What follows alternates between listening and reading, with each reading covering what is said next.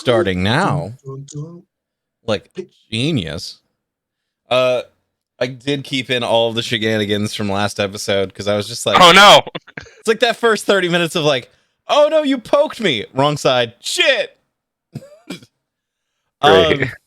Great. Yep. Cool. Does anyone have any last minute things they need to grab before I start into the whole spiel of this?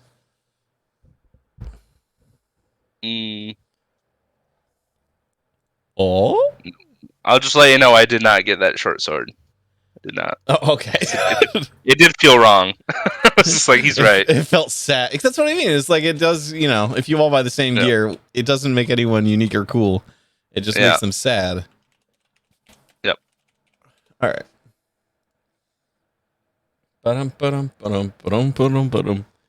Let's find some music that I'm going to put on just for the intro. What the fuck is it? There it is. I linked it. Yay. Whoa. All right. Fantastic. I did a thing. All right. I'm going to start this. Well, it's already recording, but I figured I'd just give you guys a soft warning. Hey, it's going to start talking in like a 3, 2, 1. Hello, and welcome to Beyond the Veil. This is the third episode. For anyone who missed the last episode, go fuck your... No, I actually wrote a summary this time. So, on our last episode of Beyond the Veil, our somewhat reluctant adventurers were recovering from an attack by creatures composed of smoke and shadow, during which time they spent a little time discussing how they seemed to be the only people aware of what had occurred and how each person had been seeing things that the general populace doesn't appear to. Introductions were made, contact information was exchanged, and the party went their separate ways. Edward went home to his wife and children, where he encountered a shadow version of his daughter. Fortunately, before Edward could be harmed, a large red dragonborn named Rex blew a bowling ball-sized hole through this imposter, introduced himself as working for Edward's new employer. Sure enough, as Edward returned to work the next day, he found himself summoned to his boss's office. Edward was told that thanks to a somewhat suspicious deal made by Baptist, Edward was to begin working in an exchange program for the time being for his new employer, Professor Aiden Clayso. Also, I'm going to take 2 seconds because the music's giving me a bitch of a time. There we go. In the interim, Karsa and Alfred attempted to gain access to the Silver Spoon to perform, where Alfred encountered another member of the Dread Society of Abhorrent Literature and a somewhat rival of his, Cullen Mayhew. After some bantering back and forth, Karsa and Alfred decided to perform in another tavern, where they learned of an upcoming exhibit on Iceholm culture of the Tabor. Given access to tour the museum, Alfred and Karsa discovered a creature very similar in description to the one that had attacked his raiding party once they had released it from its chains. Described as an elemental monster made from the powerful emotions of a fearful god, Karsa decided that he needed to discover more about this creature so he could avenge his fallen friend. Simuel was convinced to meet with Aiden Clayso after Rex approached him at his home, offering Simuel a business opportunity. Simuel, being cautious given the events of the night before, ensured that Rex was not a shadow and then listened to his offer. Asking how powerful Rex's employer was, Simuel was told that routine street construction was occurring outside his bakery and that his business would be closed as a result, ensuring that Simuel need not worry about the affairs of his business in the interim. Simuel consequently agreed to the meeting. Alfred and Karsa were approached by Rex in a similar manner. Alfred was advised that he was going to be giving something in the form of a denied familial inheritance. Reluctantly, Alfred agreed to the meeting, and both were escorted to the Edamore Academy along with Simuel and Edward. Entering the room, Karsa noticed that Jibbers the rat was in a cage labeled Specimen Number 3. Professor Clayso opened by confirming that each member of the group was able to see things that the general populace couldn't, including himself, by demonstrating a shadow kept in a cage that he was keeping in his office. Professor Clayso offered each member of the party resources to pursue their own experiences with the phenomena, reasoning that each could only provide a clearer picture to the greater whole. As the options hung in front of them, Karsa pursuing the Asfaraba in the Iceholm, Alfred pursuing his father's legacy as a sailor on the astral plane, Edward pursuing the mystery of a missing packed primeval, and Samuel's exploration of the jungle where his symbiote companion originated. Ultimately, the group decided to pursue Samuel's course of action, and eventually allowed my brain is shooting down. Allowed Professor Clayso to charter a flight to the jungle. You were told that you have about 2 weeks to kind of gather the necessary supplies, make the necessary arrangements for anything you have going on, and that you would be setting sail approximately 2 weeks. 3 days. Was it 3 days? I thought it was 3 days. Oh shit! Yeah, I wrote down 2 weeks like an asshole. Hey, 3 days. Really cut that down. Hi. So if you got 2 weeks worth of shit done in 3 days, awesome. He said we will have 3 days of downtime, so I just basically Perfect. I'm gonna go with that because I miswrote that. So yes, 3 days. More wagons. They ran out, but luckily they restocked in the week after. Yeah. Perfect. No, so you have 3 days of downtime, and that's where we're gonna start. Kind of getting a gist of where each of you spent your time, what you may have procured, and kind of going from there. Because I'm going to start at this point. I've done the volunteer thing and I've watched each of you just go, no. I'm just going to start by who's where on this fucking call for me. So I'm going to start with Karsa first. What did Karsa do, procure, and what have you got? I am going to take off a few gold worth of street meat. Okay. Definitely spent lots. I tried lots of stuff. I'm continuing my exploration of learning what the local edibles are. Okay. But then I also bought 4 hempen ropes, a grappling hook, a drum, a hooded lantern, 10 oil flasks, ball bearings, caltrops, a shovel, a longbow with a quiver and arrows, a shield, a climber's kit, and a machete. For the hempen rope, is that 50 feet? I'm assuming. Is that? Yep. Yeah. Okay. 4 ropes, each one 50. So 200 feet of rope. Cool. All right. Fair enough. Are they each separate bundles, or is it just one long? 4 separate bundles for now. All right. In my past, I used to carry 3. I had to tie them all up for 150 feet of rope, and it wasn't enough for something. So I was like, you just tacked on an extra 50. Karsa has powerful build. He can carry that shit. Yeah.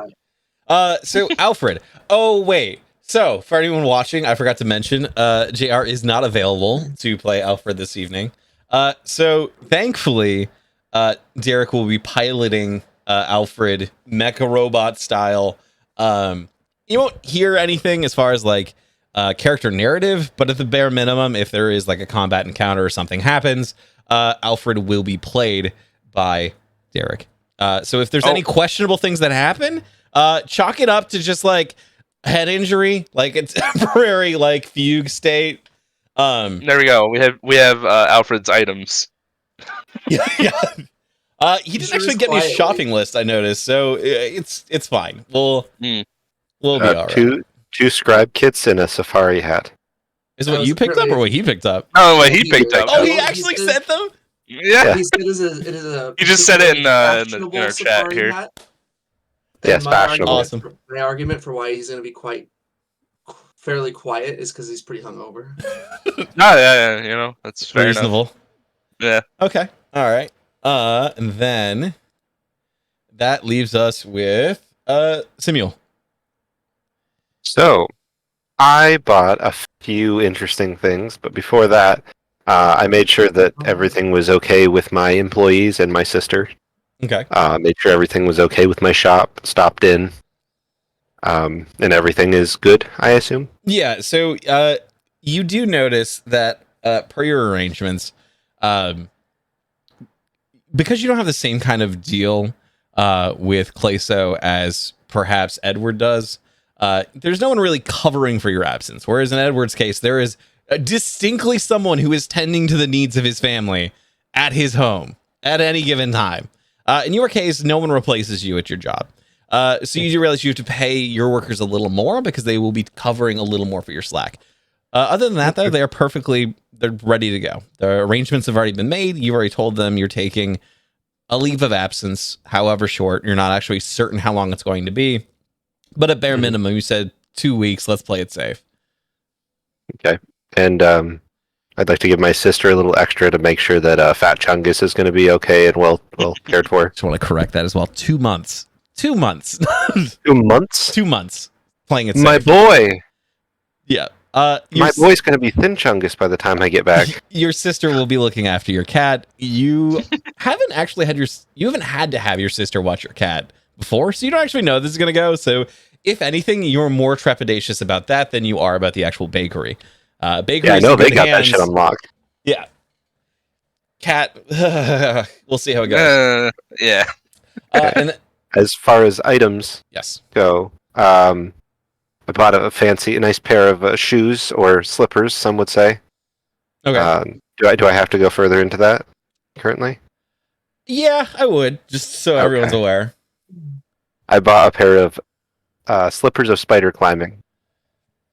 I bought a Dark Shard amulet, a new pair of armor, or a new set of armor, smoldering armor, so it lets off like cool smoke and shit, just because flavor. Yeah. Bedroll, cooking utensils, crowbar, hammer, mess kit, pittance, 10 days of ration, hemp rope, 50 feet, tinderbox, torch, and water skin. Cool. And I have attuned with the spider climbing slippers and the Dark Shard amulet. Perfect. So he 2 wondrous items and 1 common, and he did reach out to me first and was like, "Is this acceptable?" He had the requisite gold as well. Yes, I did. That leaves us to Edward. What did you procure? 2 potions of healing. That's it, really. The only person I will mention who was like, yeah, healing. Yeah, I didn't do anything else survivability wise. I was just like, hey, potions. He doesn't have a whole lot of wisdom, so he didn't really think about a whole lot of the actual trekking in the jungle. He was like, I could get hurt. Yeah, essentially that, and probably gonna spoil his family a little bit with some of the money he's got left. Okay, is there something in particular you buy for your family to spoil them, or? Man, it'd probably be something like kind of individual wise. So like maybe not necessarily cake, because that shit was expensive. More cake. Some sort of sweets for my daughter, or maybe she wants some sort of fancy doll or something. Mm-hmm. Maybe some sort of music related thing for my son, and I guess for my wife some sort of liquor. Fair. Or wine or something. Some alcoholic beverage of some sort. Yeah, not super expensive because I still want to have some money left, but yeah. Okay. You do so. Yep. Not too much of an issue. Your family does give you a strangely fond farewell. You also know that. Yeah. Like things have been really rough for a long time now. That's obvious. But the last week or so has been the most cheerful they've been with you in a long time, and it shows. So instead of getting the very cold shoulder farewell that you expected, you actually do receive a relatively warm reception before you leave. Your daughter does distinctly ask for you to bring home a souvenir. Any souvenir. No description involved, and then she starts going down a list of like 50 things that would be an appropriate souvenir. But nothing in general. Like just definitely one of this kind of thing. Anything's fine though. Anything, even if it's a rock, totally. Yeah. I just, as soon as I touch ground, I just pick up like a rock. I'm like, all right, this is it. This is the thing. Good enough. No. Nice. All right. Fantastic. So you begin to set off. Where have all of you decided to meet? Are you just going to meet back up at Kleso's office? Have you designated a place where you guys can kind of come together and rejoin? That depends. Did he give us the tickets to the airship? He said 3 days time you're going to meet the person who will kind of take your charter, essentially. The person who will provide the service for you. God, the Fight Club song. No. I caught it this time. You did. I was assuming a ride would appear before us again. In this case, you know, Rex it's still Rex chauffeuring. No, in this case, you were told, you know, you are on your own devices at this point. From here on out, unless you like specifically go, hey, we need blah, blah, blah. It is up to your decisions. You've been given coin. Some of you have been given coin. Others of you will receive coin upon completion of certain jobs. At this time, your biggest one right now is just kind of investigating the jungle and kind of seeing if there's any link to the current phenomena happening in the city. So no distinct location, but you do know that the person you're supposed to meet will be in the shipyard. All right. We all just going to meet up at the shipyard then, probably. Does that sound sensible for everyone? Yeah. Mm-hmm. Okay. So you know you've been told to arrive at the shipyard. It's early afternoon at this point, probably like 12:30. It's later in the day. You've all at least had enough time to like say goodbye to everyone who means something to you. You know, kind of wrap up those final preparations. In Karsa's case, it's literally just dragging Alfred because it is before 2 in the afternoon, and Alfred would not normally be awake at this time. So you are just kind of hustling him through the streets. You all arrive largely at the same time at the shipyard, and thankfully in the same relative area. It's not too far. It's honestly for the two of you, it is not hard to see Karsa. Karsa is still head and shoulders above everyone else, and is still kind of roughly pushing people out of the way. I'm assuming you guys kind of collect together. Yeah. Cool. Upon arriving at the Lamplight shipyard, you do realize you're immediately hit with a smell of salt water and fresh fish. You hear the sound of ship bells tolling and deckhands working and shouting, cargo crates banging as they're being offloaded from these gigantic ships. Some ships are classic and wooden with these like gigantic white sails and those like classic ropes kind of hanging down, while others are made of rough steel and iron, pluming these massive amounts of smoke and fog as they pull into port. Others still are launching from ports high above the water, seemingly like these little design areas that are just for airships to pull in and out of the harbor. You see exotic goods are being offloaded from each shipping vessel, each containing like a menagerie of strange creatures, unusual food and spices, and other unfamiliar commodities, most of which all of you realize are likely destined for the grand market. The people here are a little more coarse and crass. You can hear people swearing and just going, fuck you. Like literally, it's very grimy and grungy. Not as bad as like, you know, some of the darker areas of Lamplight. Or again, you know, God, what is that place called? This is horrific. I write this and I immediately forget. Long Shadow. Oh my God. Like, I literally do the notes and I forget. It's not as bad as Long Shadow. Like, let's say that. It's not horrific. It's not, but it is definitely for like the upper crust of Lamplight. This place is a little rowdy. You get the idea that like the clothing people wear here is a little shabbier. It's less formal. But there's this sense of joviality and rowdiness that you haven't really felt in other parts of the city. You see a fist fight begin breaking out at one of the adjacent seafaring taverns, and a dock worker almost certainly gets crushed to death by a shipping crate that was dropped carelessly from the deck of a nearby ship. Just fucking pancaked. But no one seems to react in horror, or I guess at all, really. That's part of life on these docks. It's messy, it's fast, and it's a little devil may care. It is here that you have been told to meet with the person who will be charting your flight at this point. You've been told this person's name is Captain Alston Swinford. Alston. You can call him Al. I'm gonna fucking fix. Yeah, we go. Get out of there. Fucking. Is he strange? No. So he was described to you very lightly. There wasn't too much in like what he's like, who he is. But you were told that he is a massive orc, just a gigantic orc in seafaring clothes. That is we're likely going to find him. And you are likely going to find him at the Tangy Lycanthrope. It is this little sea tavern that is on the docks. It's messy, but it's also probably where most of his crew is kind of availing of themselves after their last voyage. That is an awesome name, by the way. The Tangy Lycanthrope. Yeah, love it. Thanks, man. I couldn't think of it's just a weird one. It sticks in my head. Yeah, that's exactly. Yeah, I've never heard of the adjective tangy with a lycanthrope. Yeah. Anyway, so you are at the shipyard. You see people hustling and bustling, kind of shoving most of you around. In your case, Karsa, a couple people like try to get past you and they clip themselves and they like fall to the ground and then just pick up the box while mumbling curse words at you. I don't even notice. So what do? You know where to go. You know where you should be heading, but there is a lot of shipyard around you if you want to spend a little time here.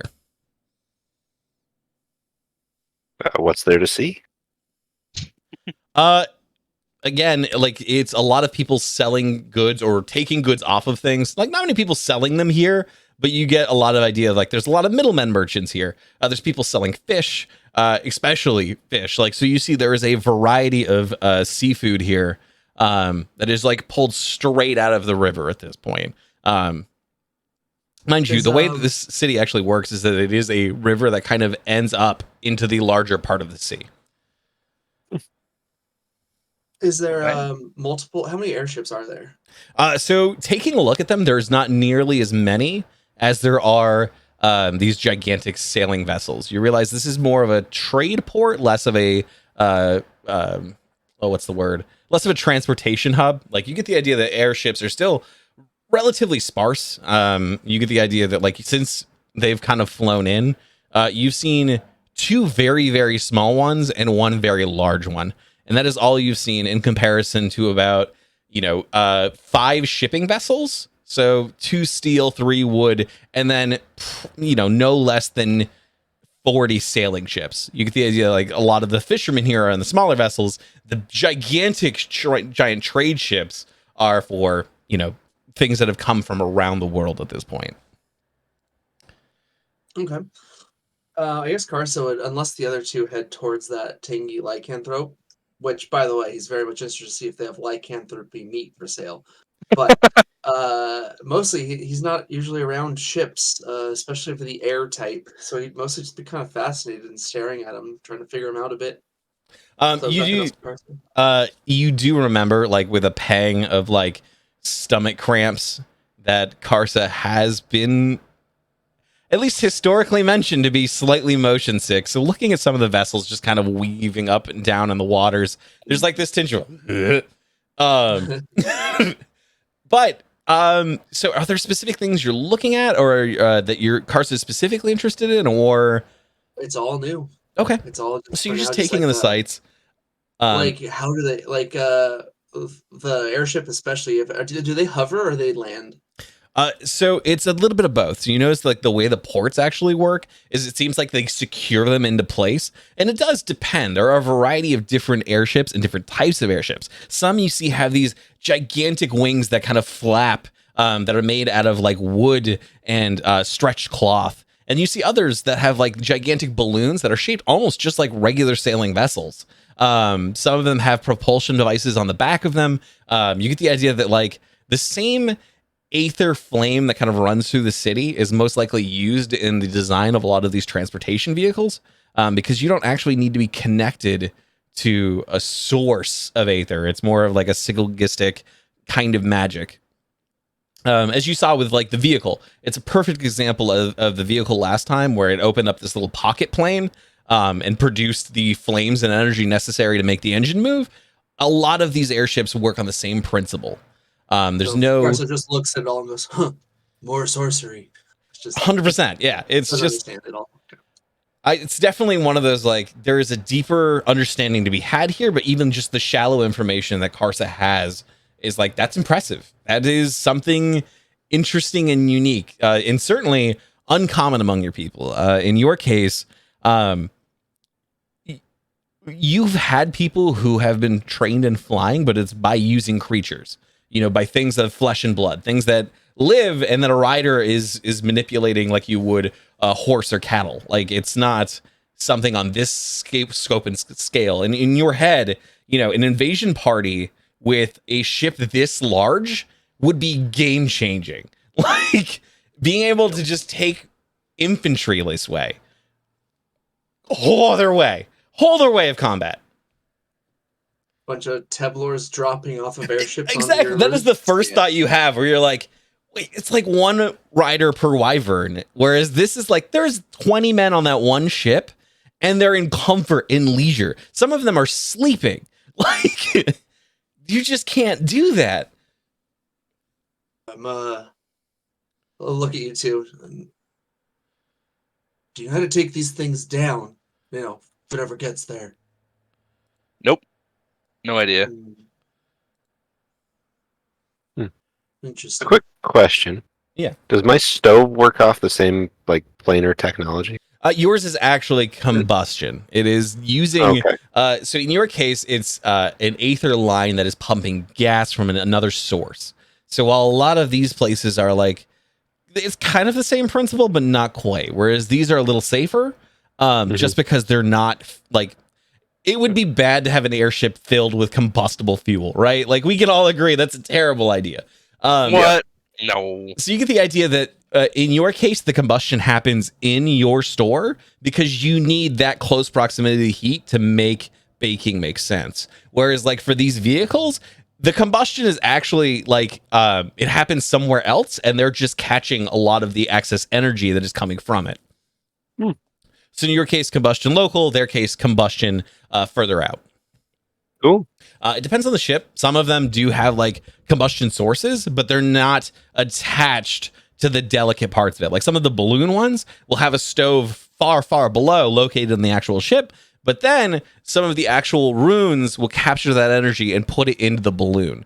That way you don't have those two sources close to each other. Sick. Yeah. It was really cool. Yeah, man. There's a lot of things. I love it. So is there a way to harness that technology and make it mobile? Define mobile, because these are obviously like they're clearly Alright. moving. All right, I'm gonna buy a cart. We're gonna do this.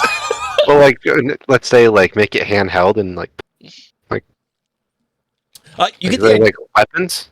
Oh, that are, absolutely. like, So a lot of aether-powered? there are aether powered firearms. You are familiar with that, but they are largely expensive and out of the hands of the common people. The common people are still using combustion that takes place on their person. Like they're using obviously gunpowder in the actual rifle itself or in the handgun. Whereas like aether items are definitely reserved for the higher crust or the literal infantry because they're so much stronger and much more powerful that the general populace can't be trusted with them at this time, at least. You do know that certain rogue galleries have managed to acquire this kind of item, but they're definitely on the down low. And you get the idea that like any murder that occurs with an aether weapon would be immediately noticeable, right? So they're not used often. They're usually more used for defense than they are for like active aggression. Cool. The people might find power against their slave masters if they all have access to this. Karsa makes Alfred take a note. Like, it doesn't work. So that is largely what you see here in this dock is of people kind of hustling and bustling, getting goods where they need to go, and then like a variety of drunken sailors like singing giant sailing songs boisterously, loudly, and most people just trying to blow off steam before they go on like another 2-year voyage. Well, shall we go to the Tingy Lycanthrope? I'm hungry. Yeah, sounds like a good idea. Cool. Sure. Shoulder my way there. Fantastic. Just follow him. Yeah. If you'd like, each of you can now boot up Tailspire because I actually do have this Hey. mapped out, plotted in radio. Oh, that's cool. That's cool. I saw. Oh, yeah. Huzzah to the tipper! All right, let me boot this up really quickly. I'll be so disappointed. Man, it doesn't have if any only we were Tavern just like, Tavern. you know what? Let's go back. Let's go do a different one. What? It'd be so great if we were like, hey, you know what? Let's go back and let's go do a different quest. Steve- On second thought, that Skyfire thing sounded really cool. Yeah. Sketchy ass tavern. Let's go to the other one. Yeah. This is a dumb quest. Let's go do it. Wait, why are we meeting him at a tavern? Let's just go to his ship, wherever that is.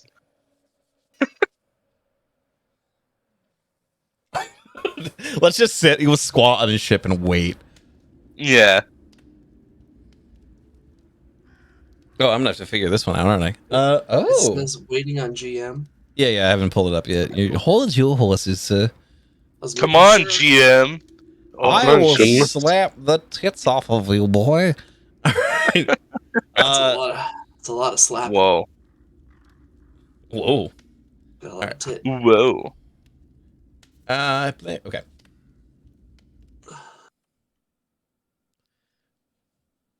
Jake, I think I actually might have pulled my rib a little when I did that earlier. Dude, it looked pretty bad, honestly. You were like, you turned completely around in your chair without turning the chair around. I was just like, uh-oh. It hurts to breathe now. All right. Oh. That's how you know you're old. You fuck yourself up breathing and reaching. You fuck yourself up. That's how we know you're old. Yeah. All right. And then where's my summon everyone to this board button? Where did I put that button that summons all of the players? Yeah. Where's the fucking... There it is. Boy, get your ass in here.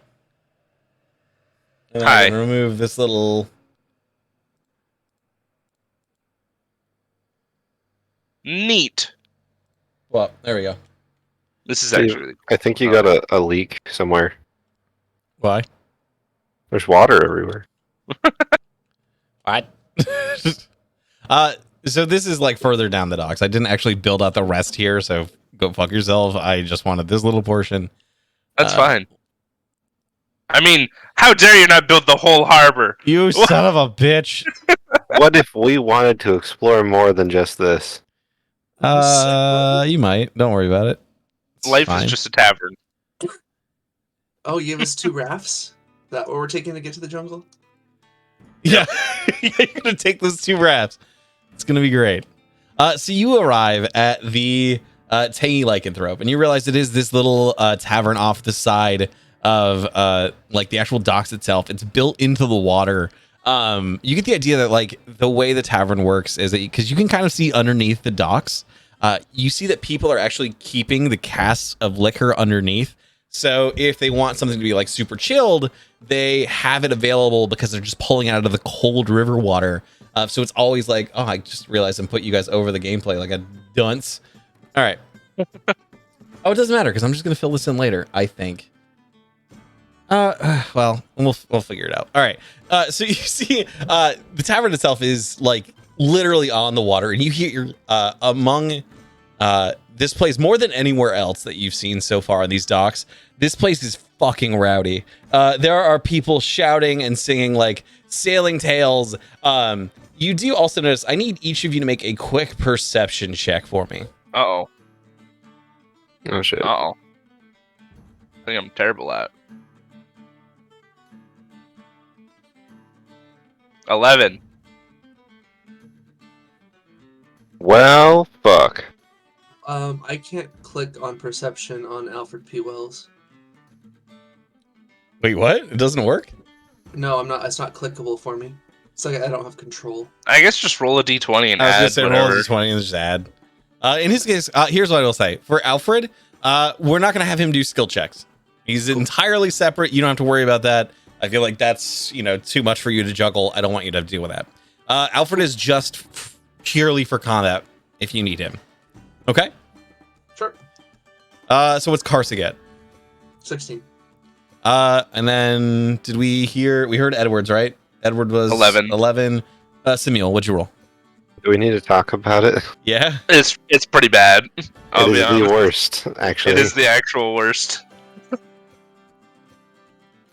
Is it the literal worst? It's the literal worst. Oh, cool. It All is right. the little worst. Great. Yeah. So all of you enter this tavern, and actually, here, let me place your minis too, so you can actually boop around in here should you wish. I'm gonna put. All right, let's all just jump around in the tables. Yeah, I knew that was gonna happen. The second I was like, oh, great. Edward. I gotta unlink these guys because they're fucking show up on my thing again. Get the fuck out my thing. All right. Karsa. Get him off the wall there. And Simule. All right. And then I need to give you each permissions. Wonder. Alfred doesn't matter. Yeah, this is the most interesting part of this game, I promise you. All right. And then there is Edward. Okay. All right, cool. Everyone can move their meeting. Hey. Yay. Fantastic. So, entering the tavern itself, each of you notice directly to the left of you. Karsa, you're the first person to notice. There is this shadowy figure in all black in this darkened corner of the tavern. He's just kind of hunched over the table, and he looks mysterious. But you also notice next to this, on the wall, there is a tracker of adventurers who have approached this thinking that it's like, ooh, a mysterious stranger. The other two just see this. You also notice like Karsa looking further at it and squinting into the dim light. It's a fucking scarecrow. They've propped a scarecrow in this mysterious cloak just sitting at this little tavern table. They've got cold food in front of them to really add to the illusion. But like, you've been in combat enough. You've got enough quick senses to be like, all right, I know what the joke here is. The other two, what are you fucking doing? The other two of you. Do I notice it's a scarecrow? You do not. Okay. You do not, right. And I guarantee Simule is just like, I saw it move. I saw it tap its hands on the table impatiently. All right. I saw it. It's real. We see the second floor. Are we supposed to see the first floor? Wait, you only see the... Oh, you can adjust the slide on the side. I'm not even cool enough to go in. Like... So the green one lets you kind of cut out slices. And then the white one is to move your perspective, which is going to be really important when you guys are actually in other places, because it will change what floors you can see and what you can't. Okay, that's good to know. It is. But as you enter in the tavern, you see there is this tiefling bartender who's like kind of attractive, but not really. He's this chubby dude. What? Can you open the door? We're not even cool enough to enter. Oh, there you go. Hey! Thanks. Sorry. I forgot I left the ADHD kids outside. My bad. Well, you're describing what we're looking at too, and we're just like, oh wait, we can actually see this inside, right? That's correct, yes. Except for this guy who is chubby blue tiefling, like mildly attractive. He's cobalt blue. He's short. He has these little blunt horns. It's shiny, like long hair, but it's like worn in a tangled, droopy kind of style. You can see he's like joking and laughing along with a lot of the other tavern patrons, because he does notice that Simule looks over and like visibly recoils because he sees the person in the corner, whereas Karsa makes no moves whatsoever. I am not letting my fucking eyes off that guy. You see, I don't trust him one bit. You see the blue tiefling come out from behind the bar and goes over to that little board on the side and checks down another adventurer who's thought they saw something. And then you see him kind of return to back behind the bar. The place is rowdy. Obviously, there are people over here that are like cheering and yelling. And you see there is this gigantic orc who is standing in the middle of this impromptu like wrestling ring. Just kind of looking for other people to fight him. Karsa, you realize this orc is taller than you. And that is a feat. That is unusual. There is no way. He's a single foot taller than him? Wow. He is ever so slightly taller than him. Maybe by like a few hair. But he is taller. Physically, though, he's a little more rotund. Like whereas you are like pure muscle and there's not an inch of fat on you. This guy's got a little bit of chub. Like he's letting his belly hang out a little bit. You see he's got kind of flabby titties. But he's huge. He's very large and he's very bombastic. And he's just like looking for people to throw down with him in the tavern. What do you guys do? You can take it from yourselves from here. You do realize they are serving food. They are serving liquor. You the captain? Who are you barking at? The guy in the ring. The cabin. The captain. You see him turn over and he just goes, "Why? Who sent you here?" Told to look for a big orc. You look like a big orc. We're sent by, I don't know, some professor or some shit. Oh, you must be talking about Professor Aiden Clouseau. And you see him kind of step over and he kind of pulls himself out of the ring. And he goes, "I assume then you must be my charter." Probably. But first, you looking for a little fight? It depends. Are you the one taking up the offer? Yeah. Well, by all means, you giant mean batch of muscle. Let's get in there. And you see him like literally throw himself over into the ring. If you're struggling, there you go. Yeah, that wham. Cool. All right. If you would like, this is going to be essentially he's just saying you've got your choice of options. I'll do this in character. All right, we got our choice options. I prefer a good bare knuckle brawl, but if you are a fan of the more traditional forms of wrestling, we can engage as that as well. Couple ground rules. There are none. I just smile. All right, now I'll hold my knuckles up. Oh, are we fighting? Oh, so knuckles then, not wrestling. We're just actually beating the shit out of each other. What's the difference? Good point. And you see him immediately go for a swing at your head. What we're gonna do? You know what? With two huge orcs, that ring got real small real quick. You also realize like it really is built for like the average human size. This is close quarters, so you also see that like both of them kind of just scrunch up a little bit, but not much to give the other person. It's straight up just a slugging match. It just is because straight like up. neither one of them can really dodge. They're just going. Ugh. I wasn't planning on backing up anyway. Perfect. So if you'd like, he's going to take a swing at you. How we're going to do this is essentially anyone who gets 3 substantial, like, so we're going to set it to a low HP, like to 15. Anyone who hits 15 points of HP using just bare knuckle. So that's 1d4 plus your strength score. He says low. Yeah. If you manage, whoever hits that first wins. Sound good? Sounds good. Perfect. So he's taking the first swing. And Does it go against AC? So you see him take it does go against AC, and I already Karsa, I'm assuming a 14 doesn't hit. Nope, I'm 15. Yeah, so he immediately tries to go for a quick sucker punch. Karsa, you quickly like slap the hand out of the air. You just slap it aside. It is now your turn. What are you doing? Do I roll an unarmed strike? Yeah, 100%. Okay. Oh, a 7.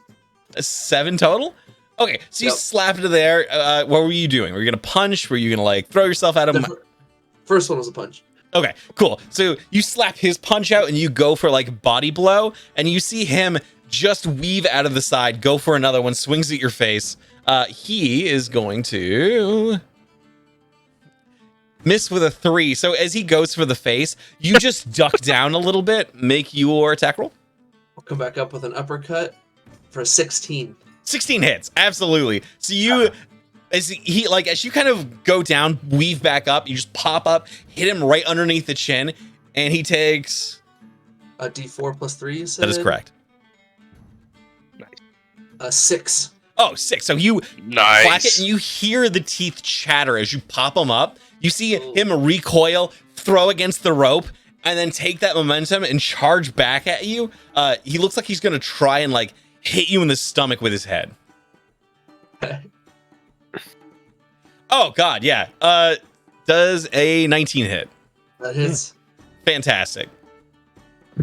Ooh. Okay, so he just goes for you with his head, and you're like, I got this. You go to like grab him, but you realize he moves at the last moment and takes his shoulder and throws it into your stomach. You feel the air get woof right out of you as he does 8 points of damage. It just socks you right in the gut. But he also is right below you, so you can make your attack roll. I'm gonna lift him up and try and like slam him onto the ground. Awesome. For a 14? A 14 does not. So you go to like lift him up, and you see him like bunch down a little bit and use some of his weight. At this point, he just goes to kick your leg just to see if he can break your root. Does a 15 hit? It does. So he goes, kicks the actual, like, you see he starts to go for, like, your actual ankle, and you, like, prepare for it, and then he just stomps your toes in the most vicious way possible. But it is just your toes, so he stamps down.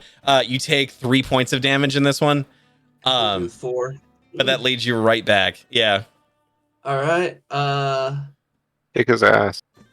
Yeah, does Alfred, does Simuel and Edward say anything in the middle of this exchange? No, I do not take my eyes off that figure in the corner. You pull my. Oh, go ahead. Sorry. You hear from inside of you this voice just go, "What the? Oh God! Hey, wait a second. Why isn't that working? You bitch, get over here! Oh no! Why are you not doing the thing?"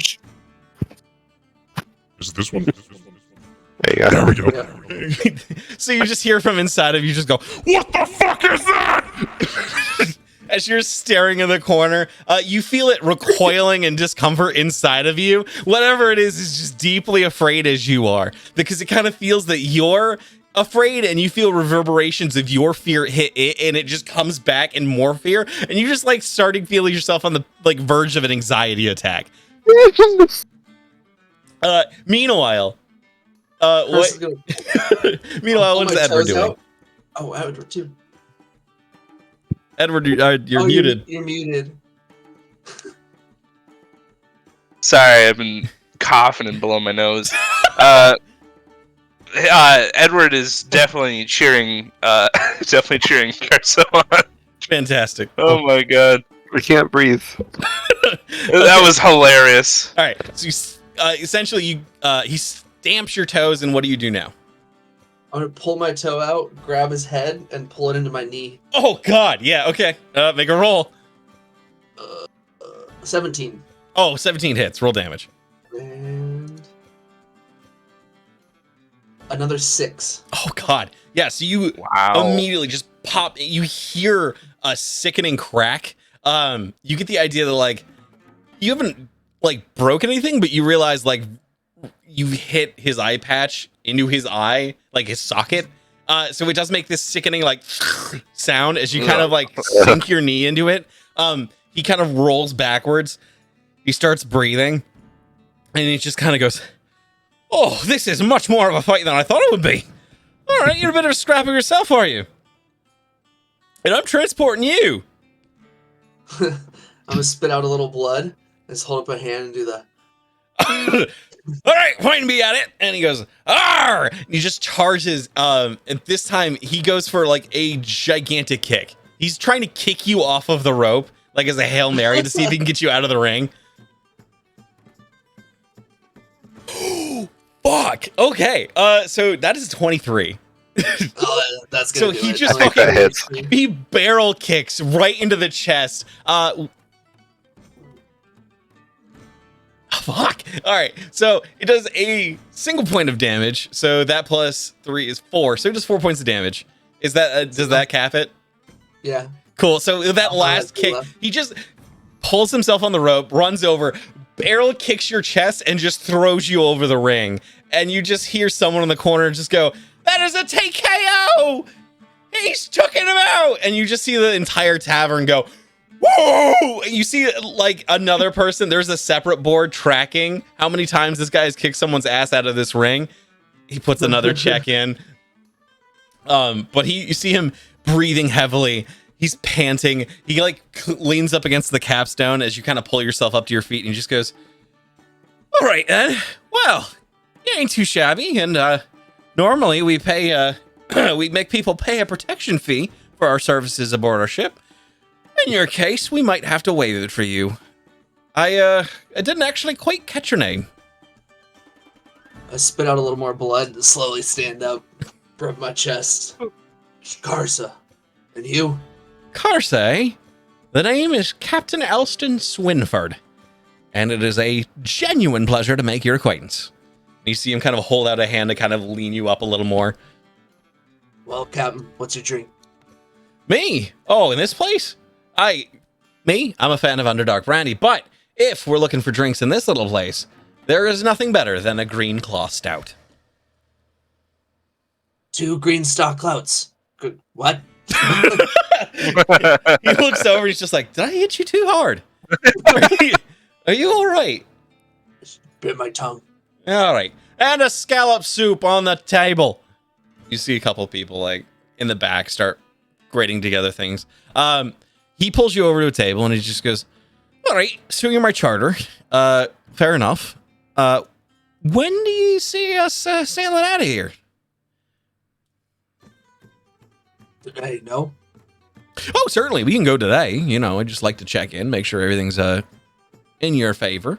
Are you two with us, or are you somewhere else still? You're still. I'll be coming along. Yeah. Samuel, it finally happens where like someone opens the door, sees like, the enough light. darkened corner, and just goes, and then recoils, but in recoiling bumps the table, and you see the scarecrow fall over and just hit the ground. You are released from its foul spell. Does it scare the fuck out of me though? It does.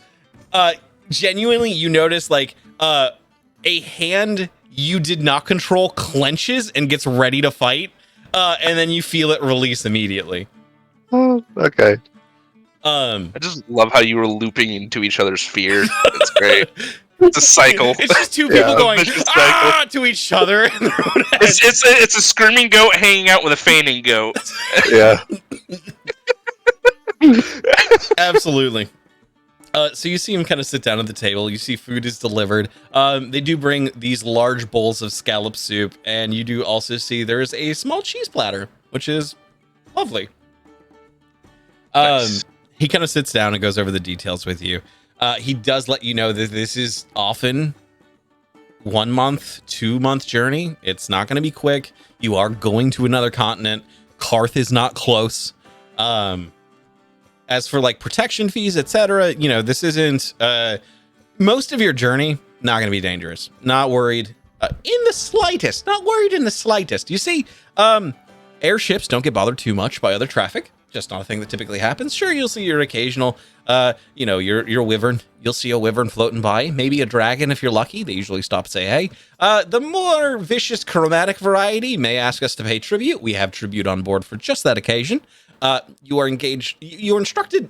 My average passenger is instructed not to interact with the dragon, just in case you say something that pisses it off and then burns our ship to a crisp. So I'd avoid that. But in your case, you seem to be a fairly well-developed traveler, so I'm not too worried about that. Your companions, however, I'm sorry, I didn't catch either of your names. My name is Edward. All right. My name is Samuel.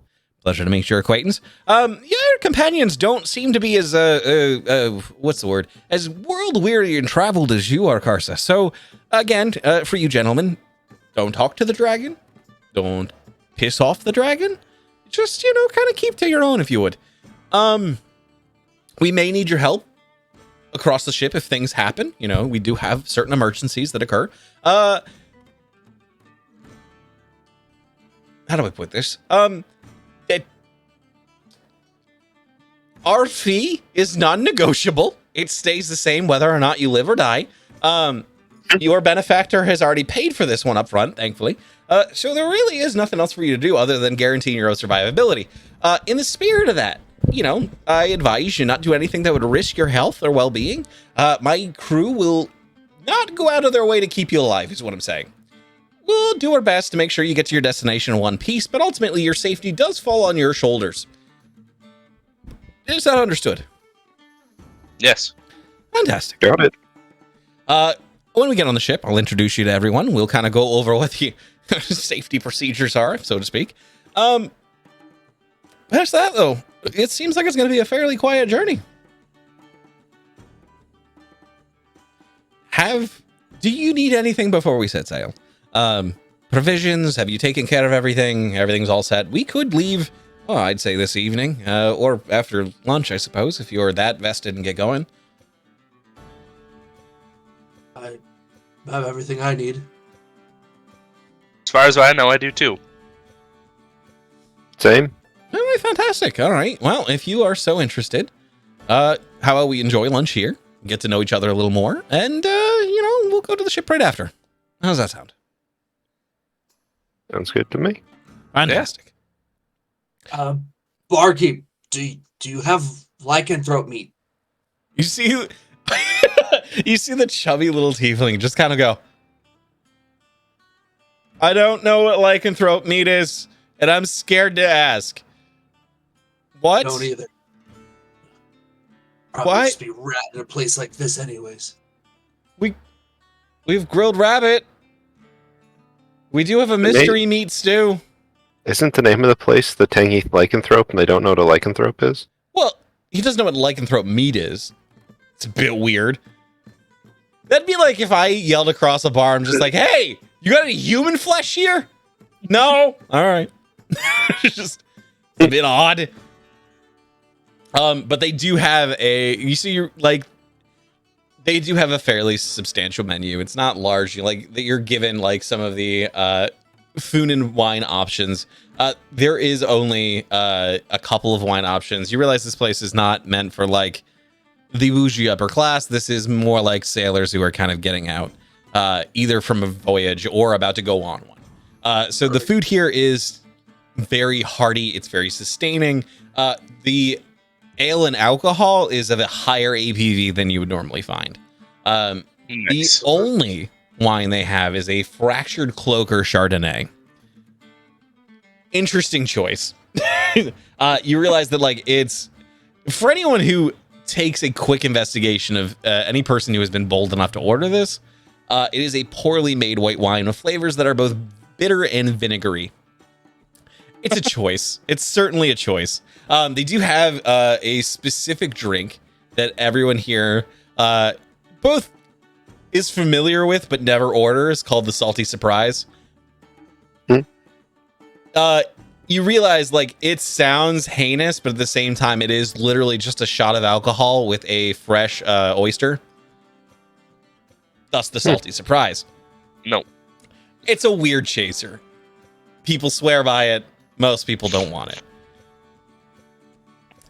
But then it's essentially how that goes is you have a lovely lunch. The captain kind of regales you with some of his previous experiences. You get the idea this is someone who has been seafaring for the better part of their life. You get the idea that the captain is in his late 40s and has been sailing for about 30 years. Yeah. Like in one capacity or another. Even since he was 10, has been on a ship. This is someone who knows the ins and outs of the business very well. Started on water ships, moved to airships eventually as it became more profitable and more, available. You realize that like this is someone who had the good fortune to stumble into an airship and then actually bought out his contract, thereby owning the ship. Nice. That is really good. So he kind of brushes off. He goes, all right, so I suppose we've been making our way to the mischief. You see him pay his tab. Assuming so he actually pays his tab and then makes sure that yours is paid as well. You get the idea that he probably has connections here, that like they're familiar with his group, and there's like a group tab for the people already on his ship. So he's like, oh, okay, I'll just add this to the crew finances and we'll write that off on our taxes. Right off for taxes? Oh yeah. Never mind. What? Do you not pay taxes? Teach me how the airship works instead. What? Oh. What a way to That might be avoid easier. taxes. Wait, what?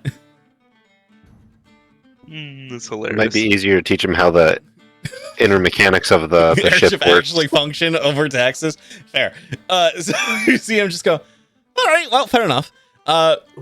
This guy has intercontinental taxes to deal with.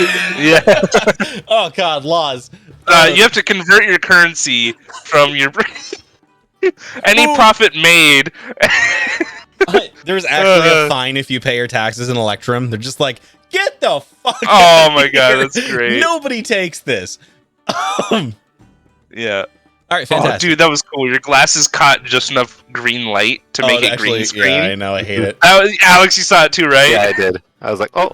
Fuck. All right. So after a hearty and sustaining meal, you guys are brought aboard the Mischief. All right. What a great name. We're bored. Yep.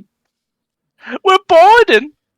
All right, so let me move this here. Let me shut this that down. mystery for the record. Ooh, is there a ship that too? mystery needs to.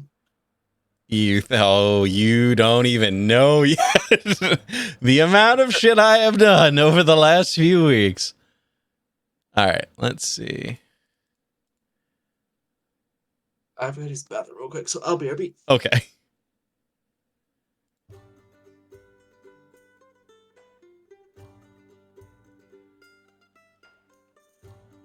This is a quick pause for anyone. There you go. Get a nice aerial shot of that because they can't see it yet. Actually, I should place your minis, huh? I'll do that in advance, so ain't nobody got to worry about it.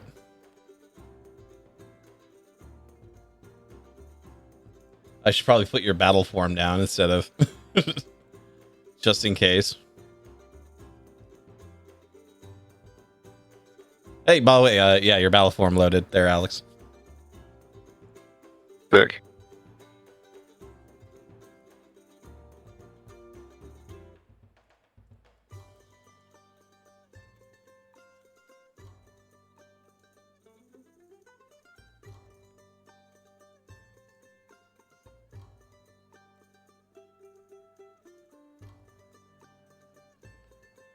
There we go. Cool.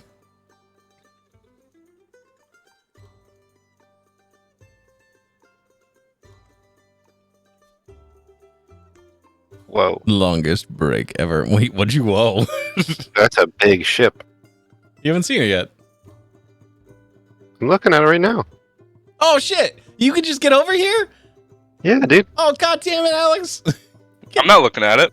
What? I'm looking at it. This thing's awesome. Fuck you. All right, I'll summon over everyone. This is fucking you, motherfucker. Sick. How come Alex is special? I just summoned you in. I peeked. Yeah, he cheated like a bitch.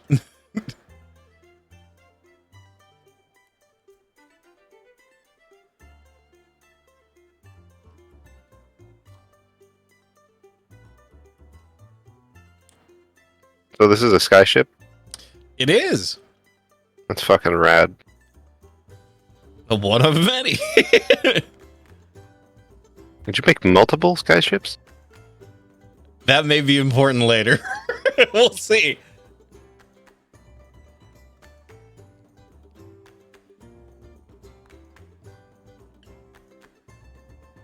Is this like One Piece? Yeah, yep. That's Is this what like I One Piece? decided Yep. to make your entire adventure One Piece because I know you started reading it. Yeah. Dope. Okay.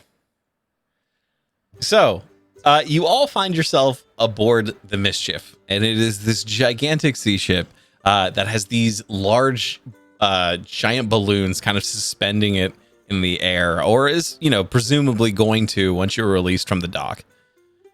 Aboard, you find a crew. I'm also going to just send you a quick picture so everyone knows who's who. Bop.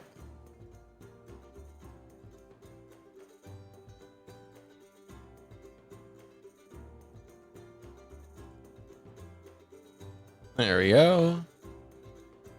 Send. I'm gonna put that up in the little chat up here in a post edit, but you can see. I just sent it in the chat, and this audio chat. Hit the chat button, and it'll show you. Got it. Perfect. Some fancy lettering.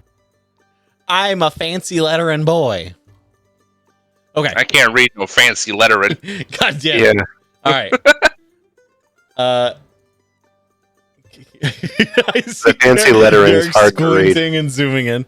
If you save it, you could blow it up that way if you need to. But I could also good point.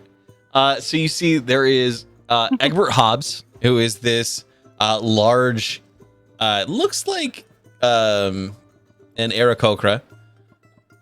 You see Hollis Dunton, who is this human that has got this little iron mace and a wooden shield. You see Smedley Sweet, which is this little rat folk person here. You see Raven Lewis, who is this female archer, also human. What? Oh, another one missing an eye. I'm worried about my eyes on this trip. Listen, air battle isn't kind. It's not. It's not common, but when it is. And then you see there are 3 bugbears. There is Oxford Sainsbury, there is Yorick Cooin, and there is where are you? Scribner Duke on the far.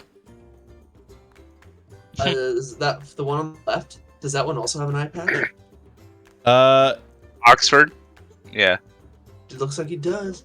Oxford has an eye patch. I don't see. God. 3 eye patches on one ship. I need sunglasses. You need sunglasses? That's what's going to protect you? Oh, they got safety goggles? I don't know. You do see some form of a lens might help. You do see flipping down from the top mast. There is this tiny little. Oh fuck! I just like killed him. Falling down from the top mast. There is. Wow! What the fuck? Why is this all buggy now?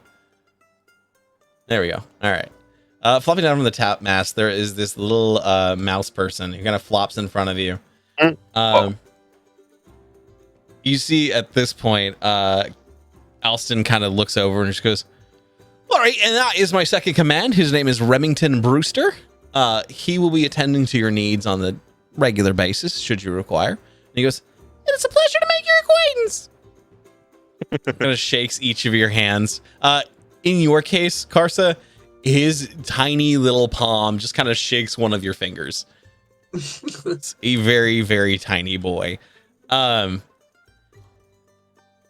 So, I should also mention, and you see the captain. All right. So you see Remington just go, have you warned them about the hurt in the basement?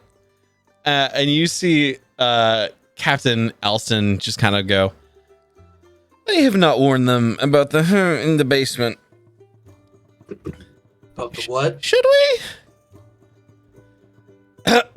You see the captain pull out a piece of parchment, and he begins reading from it in a very rote and dry manner. "This flight shall be seen to, and over. This flight shall be catered by an automated delivery service. This delivery service is known as V3PO." And you see coming up from the downstairs portion of the ship, this metallic figure clanking its way up. I'm gonna have to do one of these to make this actually go up the stairs. Get on up there. You like trap? Get the. Is he a Warforged? I think you might have to open one of the doors or something. I'm just realizing you actually have to manipulate this shit. Wild. Okay. All right. That's why we were struggling to get in and out of that ring. That makes so much sense. Wow, that's an interesting way to do that. Welcome to our world. There is a button you can click, remember, to teleport creatures. Sorry, what button is that? When you lift up your creature, shift and then click, you'll teleport. That's fucking genius. All right. So actually, there we go. So actually opening excellent these delivery service. Doors. It just materializes in front of us. Wait, does this have double doors? What the fuck? Oh, it's because it's not. That's fucked up. That's broken. Yeah, don't worry about that, motherfucker. Oh, there's 2 doors there. That's why. All right, fucking broken. All right. You see this large metallic figure work its way up from the bottom of the ship, clacking and clanking the entire time. It approaches with this little handbag in front of it, while also kind of holding this potion bottle, and it goes, "Well, howdy, y'all. My name is V3PO, and I will be attending to your needs. We got everything in stock a proper adventure could ever want. We got daggers, we got bows, we got arrows, we got magic potions, we got magic items. You name it, this ship has got it.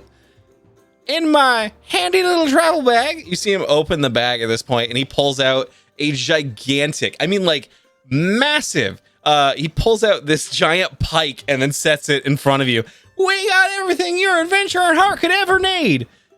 So, if you require anything on this trip, my name is V3PO, and I'll be located in the brig, because that is where the captain has put me." And he goes, "Aye, that is where I have put you, and I want you to stay there, you robotic nightmare." this has been my spiel. I am going to return to the brig. Farewell, y'all. I love him. I'm annoyed. That nightmarish creature should not be interacted with at any point during this cruise. That is all I ask.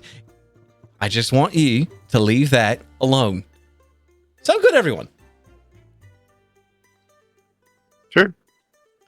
Are you like being paid by someone for that? No, I wouldn't say being paid. Generously compensated for tolerating that creature. Yes, I am generously compensated for tolerating its presence on my ship at all times. Right. Okay. It belongs to some magical menagerie. I don't actually know. I just know that at one point they said, "Are you comfortable putting a Warforged on your ship?" And I'm like, "Well, I suppose so. Well, you know, a Warforged would help out in combat, wouldn't it?" And they go, "Oh, no. He doesn't actually fight. He just kind of sells shit. He just kind of gets a bunch of money for us." Actually, in fact, I should warn you, if there is ever combat, that fucking wretched creature will not assist in any capacity. In fact, it will actively try to sell things to things that are attacking us. The reason it's located in the brig is because it pissed off a dragon. Oh. Exactly. So, thus the spiel, thus that thing being away. Now, unfortunately, it doesn't actually sleep. So, in terms of accommodation on the ship as well, you'll notice there is, and you see him kind of gesture and like in a follow me kind of motion.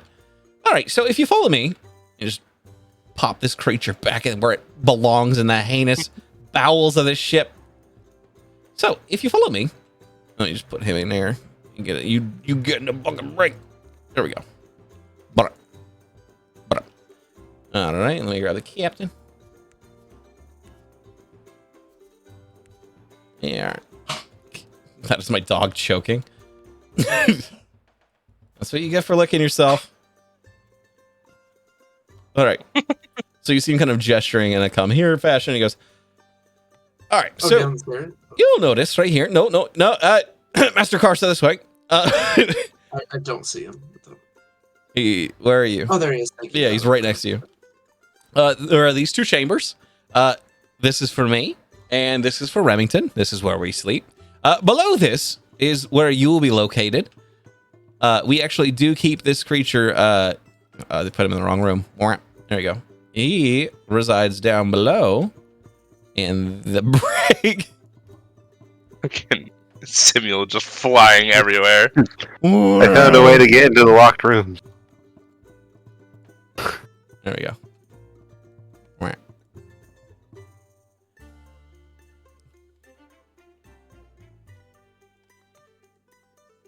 There you go.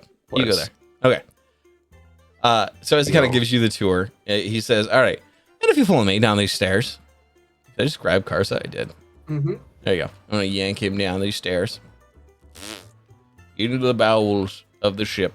All right. So you'll see there are several living corners here. These will be where you will be sleeping, should you wish, of course. Feel free to make yourself at home. Pick a room that is yours.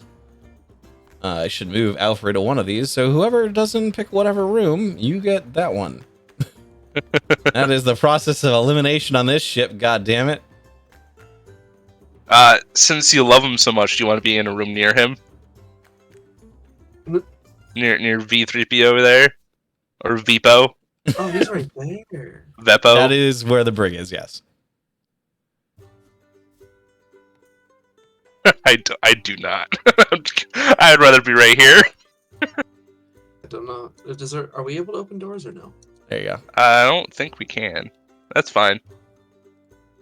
Oh, they all have 2 doors. Yeah, I noticed that. I must have when I was putting them in. Looked it right up. It's okay. There we go. Hey, oh. So I'll take this one. All right, and then remember this for later because it may or may not be important. We don't actually know yet. There we go. All right. Fantastic. So just so I remember, we have We have Simuel on the top left. We have Alfred top right. We have Karsa bottom right, and then we have Edward bottom left.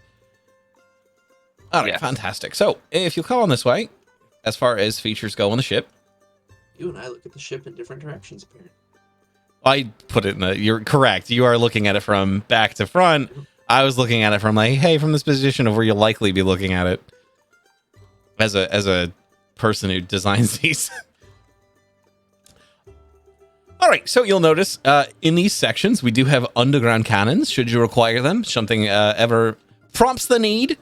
There are cannonballs next to the cannons. I advise you be very careful when using them. Further on ahead, if you wish, there is a dining area, as you can see. If you wish to cook something, feel free to avail yourself of anything on the ship. There is nothing here that isn't off limits as far as food goes. There is a small section here as well for those who are alchemically inclined. If you wish to do some alchemical experiments or something of the sort, there's certainly an area for that. A lot of us just use it for peace and quiet, honestly, because none of us, are really gifted in that mindset. There is a large dining area at the back end of the ship here. And then if you look below, we do also have where the crew sleeps. We've got a small little training and sparring section at the front of the ship, should you be interested. Oh. All of our supplies are located in the far bottom if there's everything we need in an emergency. And then there is a large kind of crew gathering corner on the back end of the ship, should anyone wish to partake. It might be a nice place to kind of sit down and write, should you like. Are there any questions before we depart? This is quite extravagant, I must say. This training area is exactly what I was looking for. Aye, well, a couple members, including myself, use it here and there just to make sure our skills are up to snuff should anything prompt the necessity of them. It's not too bad. In a small little archery range, there's some dummies here if you wish to practice your swings, kind of get those muscles limber, etc. Again, this should not be a quick journey, so there is plenty of time for you to kind of take your time, if you catch my drift. Prepare yourself. And if you need to do any work before we get there, now's the time. Sounds efficient? Perfect. Yeah. Yes. Fantastic. All right. With that, then, I will let the crew know that we are to depart shortly.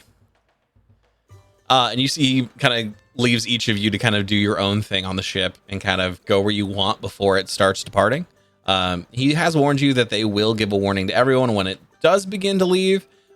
Just because some people are very big on like, oh man, I've never been off the ground. It's fucking cool. Like, I want to see what it looks like when we actually leave. But for the time being, and you get the idea there's probably an hour, you have time to explore the ship and kind of see what you'd want to see. So what would each of you be doing in that hour? Now, do they have a cook on the ship, or are we just kind of left up to cook our own stuff? There is a cook for the crew, but you are allowed to cook at your leisure should you wish. Don't want my skills getting rusty. You get the idea that like their setup's not necessarily great for baking. It's definitely I see a pie in there. Cooking. You do notice there is a single cherry pie located. I am very upset. Located inside of the ship. You see at this point, like as you're kind of looking through the cooking quarters, Remington kind of comes up and goes, "Oh, hi there. I'm sorry, I happened to leave my cherry pie out. I'll just be taking that back to my quarters now." Good. Did you want a piece? Absolutely not. I appreciate the gesture. You seem strangely aggressive towards this pie. Let's just say me and Cherry Pie don't have a good history together. He really hates that song. I don't know why. That's weirdly ominous. All right, well, I'll be packing off. See ya. You see him kind of grab the pie, picks it up, and begins moving back to his quarters. That thing must be ginormous for him. That's what the point is. It's like you realize that pie is larger than his head, and he's just like, "This is mine, thank you." And he begins just trucking off. Wait. What does Nice. everyone else do in this downtime, and then like hour between takeoff? I'm probably gonna eat a bit. Okay. That's for sure. What do you Literally grab? just ate. I mean, I was gonna say literally did just eat, but also more food. Yeah, more food. You realize here the food isn't as extravagant as it was back on the actual like you realize they're still taking in provisions that are going to be fresh, and then once those are exhausted, you're gonna have to go back to like hardtack and sad pickles. But for the time being, there is food here that is fairly delicious. There is actually that giant head of pork there. There are a variety of stews being made and prepped using some of the pork meat. Fair. Salford, does at this point did Edward just kind of grab a bowl and go sit somewhere? Yes. Fantastic. I would like to investigate those cannons. Okay, absolutely. What are you looking at in particular on them? How the workings of them work. How the workings of them work? What are their inner workings? So you notice really quickly, you happen to bring up the concept of mobile aether weapons before. And you realize really quickly there is no gunpowder next to these cannons. There's nothing here to actually ignite. You see they work on, like one of the crew actually pulls up and kind of gives you a general explanation. Oxford Sainsbury, who is the kind of the master of arms on this ship, just kind of goes, I see you're looking at the cannons. Yeah, they seem to be not like the conventional cannon I've read about. No, these are aether based. So, in the event that you'll actually need to use one, we can't actually show you right now because we're in port. And if I blew off the cannon, everybody would hear about it. But should we need to use it, it is as simple as this: you grab Cannonball, you put Cannonball in the actual container here, and you see him kind of wheel the cannon out. Puts the cannonball in, wheels cannon back out of the window. There's a switch here. You push this button, and it sends the cannon straight out. It just shoots it. No gunpowder needed. No explosion. Pure velocity.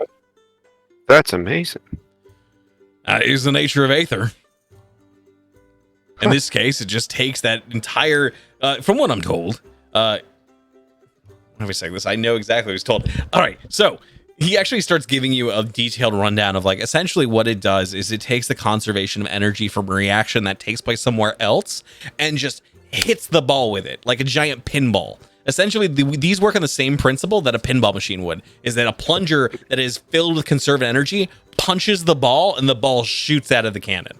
So it converts whatever energy the aether is into kinetic energy. More that like they're using aether to channel whatever connection, whatever kinetic energy takes place on the other side of the aether takes place here. So you get the idea that like somewhere out there is a facility that is using kinetic energy constantly. It's just pounding against iron. But that kinetic energy is then transferred to this remotely. So there are people that work in that ether realm? Or does it just happen naturally? Oh, no. So, aether is, think of it as how do I put this? Like it's a border dimension. That's what the aether is. So essentially, we use the aether to kind of squinch together far distances. So things on the aetheral plane may be closer than they are in the material plane. So essentially, we're just shortening the distance by using the aetheral plane, thus making remote convergence of energy possible. Wow. Well, color me impressed. You see him kind of go over and he dips like a little paintbrush in some water and he starts moving towards you. Don't actually color me impressed. Oh, fair enough. Thank you. Not a problem. And then he kind of you see him going back to like fiddling with some of the other equipment and making sure, you see there are some firearms in the ship and he's making sure they're functional and ready, and that no parts are broken, that everything is good to go for the journey. Cool. Carson, what do you do in the hour of downtime? Apparently, I'm going for a swim in the ocean. I dropped my character in the water. And Did you really? Hilarious. Where did you lose him entirely? Oh no, I'm on the character. I can't find the boat. Where did you plop him? Can you just summon him back? I'm like off. Yeah, I don't know. But anyways, doesn't matter because I see what you did. I was checking it out, and he was mostly standing up top, looking at the fire, like looking at the wheel, looking at the balloons, just getting a general idea of how the boat looks and how it's shaped. And he mostly just gets comfortable. Wow, you like straight up. I just realized like you're way off the map. So what I'm gonna do is delete me. Yeah, I think that's the way to go here. Yeah. How fucking dare you do this to me? Can I hit delete? Do you have to delete? I'm trying to delete, but for whatever reason, it like bloops out of your character the second I go look for him. Oh wait, I think I got it. There we are. Get the fuck out of here.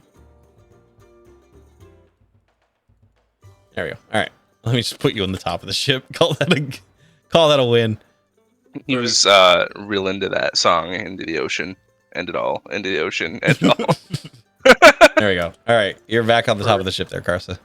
All right, Karsa doesn't really do anything else but explore the ship and get a general idea, especially like the propulsion. This like, is this up here in the back of the boat just a fire? Yeah, so you actually notice that is this kind of ongoing furnace that they are constantly shoveling like little shards of you can't make out the material. Make a quick either Arcana check for me or just general intelligence.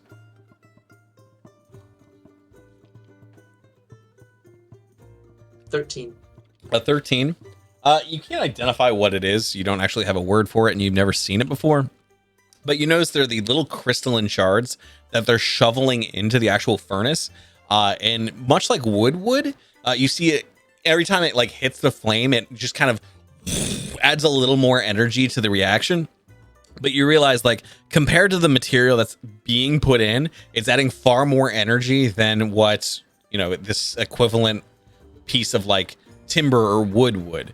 You get the idea, whatever they're putting into this, whatever material it is, it's actually giving off more energy than it reasonably should. Cool. You do notice this is kind of where Hollis Dunton makes most of his time, just kind of sitting up here, throwing chips in and making sure the fire is constantly going. Okay. Past that, you do see that, like, attached to this furnace, there is that larger tube that feeds into the main balloon on the ship. So as the ship is getting ready to depart, you see him putting more energy in. You see the balloon is quickly filling with air as the heat is rising from the fire and kind of filling the balloon itself. And you realize as this balloon fills, so does the one on the front of the ship, even though it is attached to nothing. And you get the idea, it is that same general idea of like, oh, aether. So they're transferring this energy from this area to this balloon as well. So every time this reaction is occurring on the main balloon, a bit of that energy is being siphoned into the second balloon. All right, cool. Is that all? So essentially, Karsa just kind of gets a feel for what the ship layout is, etc. Yep, and it looks like these balloons are held down by like iron chains. Yeah, these gigantic chains that are like linked to the actual part on the ship. You'll notice. Like... Oh yeah. So you'll notice they're actually like straight up bolted to certain points on the ship. That is largely how it lifts the structure up. And the other two things, those look like masts. Those are gonna like drop into sails. Correct. Awesome. So you get the idea that, oh, okay, so they're using the balloons itself for lift, and then wind will actually push the ship forward. Yeah, that'd be about it. Karsa's just taking it in. So as Karsa's kind of looking it over, Karsa does kind of come to the conclusion, okay, so the larger ships, the larger a ship is, the less delicate it can be in the way it's made. Essentially that, like, because this ship is so large, it needs something very large to lift it up, and then it needs another source of energy to kind of propel it forward. With some of the smaller ships you've seen, they actually run on their energy. Like if they're if they have these wings that kind of flap, that's generally how they work. That's how they propel themselves. The mechanisms are on the ship itself. Like little to no Aether is being used there, except to keep it aloft. Whereas on these larger ships, Aether is necessary to give it that light, that lifting ability. You also notice that any of the ships that are gigantic and large like this are made out of wood. You've never seen one made out of steel because you kind of do the math in your head where you're like, even the wood you're on too is a little lighter than your average wood. Like it's not heavy. The whole point is to incline the ship to fly. Anything heavier would probably require more energy to lift, therefore kind of rules itself out for an airship ability, you know? But that's also why you get the idea that like, having seen some of the iron ships below, you realize they're definitely more geared to like aggressive ship on ship combat, whereas airships are definitely more geared towards, let's make sure this thing can actually lift off first, and then defenses are secondary. You know, like there should not be as many threats in the air as there are in the sea. Therefore, you know, designing ships for like combat is more of an afterthought than it is a forethought. Makes sense. As far as like airships go to, this is by far the largest one you saw in that port. Everything else is tiny in comparison. Like some use very similar designs, but this is definitely more of a shipping transport cargo ship than it is like a quick, like a puddle skipper. It's definitely not made for like in-continent travel. It's made for continent to continent travel. Yeah, I would hate incontinent travel. Yeah, well, it's a hauler. It's a hauler. What you're saying? Yeah, it is a hauler. But with that, the hour passes. You each spend your time kind of investigating the ship, doing what you need to, and you do hear that bell kind of chime and toll on the top of the ship, and you hear the captain just go, "All right, we'll be departing." You also hear, this is throughout the ship, there is this little, you notice at the very front of the wheel, there is this little orb that is channeling his voice across the ship. And he goes, "All right, this is your captain speaking. We will be departing in a moment. So if you wish to see liftoff, feel free to get to the top of the ship. If you don't want to lose your lunch, feel free to stay below. Both options are viable." And you hear like that little, like the clicking sound of a voice going off. Does anyone leave? Oh, I did. I went up. Okay, sounds I make good. my way to the crow's nest. Whoa! Walking So straight up. as you begin kind of moving towards it, you see Remington just go, "Oh, I wouldn't be up there for liftoff. That's not a great place to be. Sir? I'll pull a Titanic. Just be at the front. Yeah. You see Remington like trying to get Samuel down hilarious. and just going, sir, and then he sees you at the front of the ship and he's just like, so this is also not a great place to be when it first starts going. Really, we advise the center of the, you know what, never mind. In your case, Samuel, he does actually climb up and stand next to you, and he does warn you, are you used to being on precarious places? Is this safe for you? Are you sure? I just got these new boots and I wanted to try them out. Here's my fear. Do they work on surfaces that are wet? He didn't read the directions. So as we kind of go through cloud cover, the ship Moisture? does get splashed with a bit of water.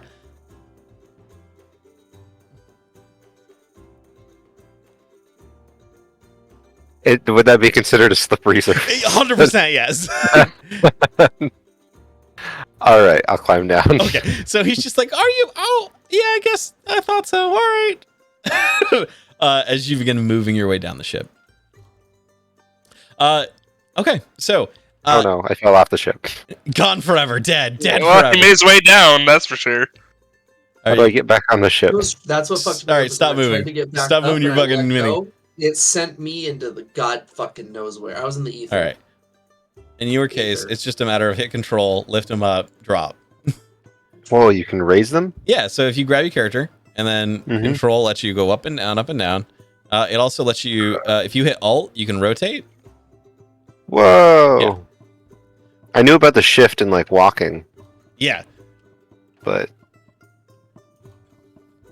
Perfect. Okay.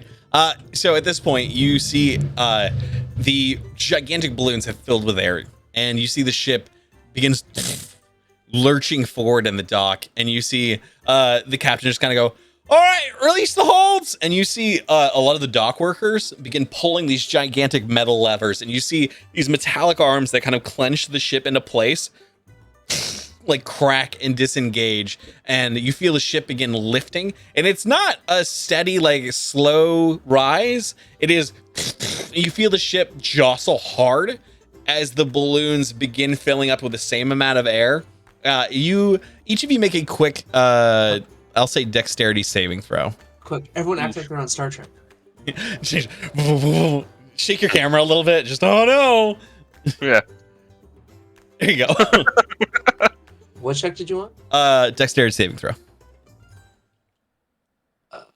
I get advantage on those because I can see it coming. That is correct. Yes, you do. Good for you. Danger sense. oh yeah, 19. Oh, fuck. got 20. 22. Holy fuck! All right, cool. So you see each and every one of you maintain your ability to like keep standing, even though the ship is violently rocking and lurching back and forth. Karsa, I will actually say, what was your first roll? It was a 19. Oh, did you roll with advantage? Yeah, but the You first did. roll was a 19. Got The it. second Cool. roll All right. I didn't look Still at. managed to luck out. You feel it, boom, and it lurch, and you feel that feeling in your stomach. Go, oh, I should have spent that hour doing something differently. As the ship begins lifting in this ununiform motion, you feel it begin starting to kind of curtain angle. So most of the air at this point is actually in the second balloon, because not. You get the idea the way the actual energy works is that it fills all of the first balloon first, and then it fills the second because it's attached. So it's taking all of the energy first, moving into the second balloon, and then the first balloon will fill. So the entire ship from the bow just begins lifting in this almost diagonal measure. Yeah. So as there's a moment of like you kind of holding onto a rail or like bracing yourself against the wood of the ship as the entire thing begins lifting, and you see this gigantic city of lamplight below you. Like you see the buildings begin lurching upwards as you begin rising above those buildings. And very quickly, you just keep going up and up and up, and those buildings get smaller and smaller beneath you as the city itself begins disappearing. Like you begin lifting so far up that the city becomes smaller and smaller and smaller. And as you're kind of going at this aggressive pace, you see there's nothing above you at this point, but the fog and clouds that is normally above lamplight. There's these dark, like stingy, foggy clouds that you just immediately plume right through. For a moment, you kind of gasp and cough. You see most of the experienced sailors have kind of plugged their nose, hold their breath as they kind of go through this layer, because they know the air above lamplight sucks. It is just like industrial waste that is pumped into the sky. But as you begin pusting through this layer of clouds, you see above you this like very light, very puffy white clouds. And very quickly the ship lurches forward and starts going through those. And you realize at the back of the ship, there must be some form of exhaust, because you see a little bit of aether flame begin creeping through those as the ship punches through this layer of cloud. And at this point, it is just clear blue.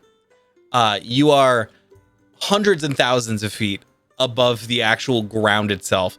For each of you, this is a unique experience. None of you have actually flown before. This is something new to each of you. But you see above you, there is this gigantic glowing sun that is just illuminating all of these clouds. And beneath you are this roiling ocean of cloud cover that is constantly just kind of lazily moving past you as your ship begins to finally level out and then slow down a bit. You see them unfurl the sails. The sails come down. You see it catch. You realize at this level, there wouldn't be so much wind current. You get the idea that like, oh, okay, so these are being propelled by some of the air that is coming off of the furnace. And these begin pushing the ship along slowly. All right, we know that this place has at least one sun. What? Yes. We now know this world has at least This one world sun. has at least one sun, and you're familiar. It is just one sun. Looking around, there are no extra suns. There are no extra moons. Just the sun. It's cool. Do you have a version of the ship where the sails are down? No, go fuck yourself. Unfurl. I tried Unfurl the doing sails. it. I tried doing it, and I went, "This is hard. I'm not gonna waste my time here." No, Yeah. go fuck yourself. No, go fuck yourself is my final answer. Honestly, the fact that you made that is really cool. No, I So- like that. It's really fucking cool. So here's what I will do. For the beginning of this journey, we're going to do what I call fate rolls. So this, you can leave it up to whoever you want. Essentially, this would work the same way that like a random encounter does on like a D&D survival table. It's one of those. Essentially kind of figuring out what you might encounter as your journeys progress. Let's let Derek do it. Oh god. Yeah. Yeah. What do I roll? What we'll do is a D100. Oh fuck. Lots of room to fuck this up. Yeah. 99 problems. But Karsa ain't one. Did you just center yourself before rolling? Yeah, he was like, 52. What'd you roll? 52. 52? 52, yeah. Okay. Let me pull up my chart here. Bird. What? That's not Red Dragon, is it? That's oh shit! It's the same dragon you mentioned. No. So 52. It's about a week into your travel at this point. You've been flying and floating for that time. Karsa, make a quick Constitution saving throw to see if you've actually gotten over the seasickness or you're still carrying it. 14. 14 is not enough to get rid of it. I will say for this encounter, it does not bother you at all, but it's not enough to alleviate yourself of the condition. You're still not, you just still don't quite have your air legs yet. You're still like, "Whoa." Every so often you do have to excuse yourself to like blow chunks over the side of the ship. you don't have your cloud legs. You don't have your cloud legs yet. I'll still as often as I can during the week be down there practicing arrows on these new legs. So you do that. You also realize like it's not, your first efforts were rough when you begin, but as time goes on, you're like, oh no, okay, this works very similar as it does on land. You just kind of have to like change things up depending on whether or not the boat is actually swinging back and forth on the chains. Dang, actually, archery would probably be a really good way to get rid of that.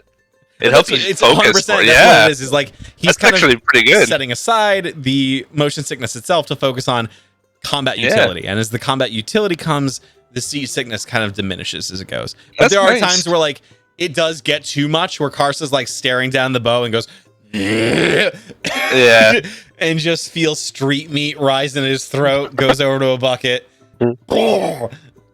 I always, every time that happens, I'm like, that's fucking chef. Um, Only he could make street meat. that chef can make street meat like no other. Okay. With that though, a week passes before. How do each of you spend your week? Essentially, what are you doing to spend your time on? I already know Karsa's practicing arrows and trying to get rid of his seasickness. What do you two do? Would you like to go first? I would like to, well, since there's like no danger of hitting anything, I'd like to practice my Eldritch Blast and try Hey, that's what I was gonna do too. Yeah. Okay, so Like you're hone both it. downstairs in the shooting range, just going with Karsa, who is also wobbling back and forth and trying to keep his footing. The two of you, Is he like in between us? Like, that's what I'm assuming, because all three of you He's are like down below flanked. practicing.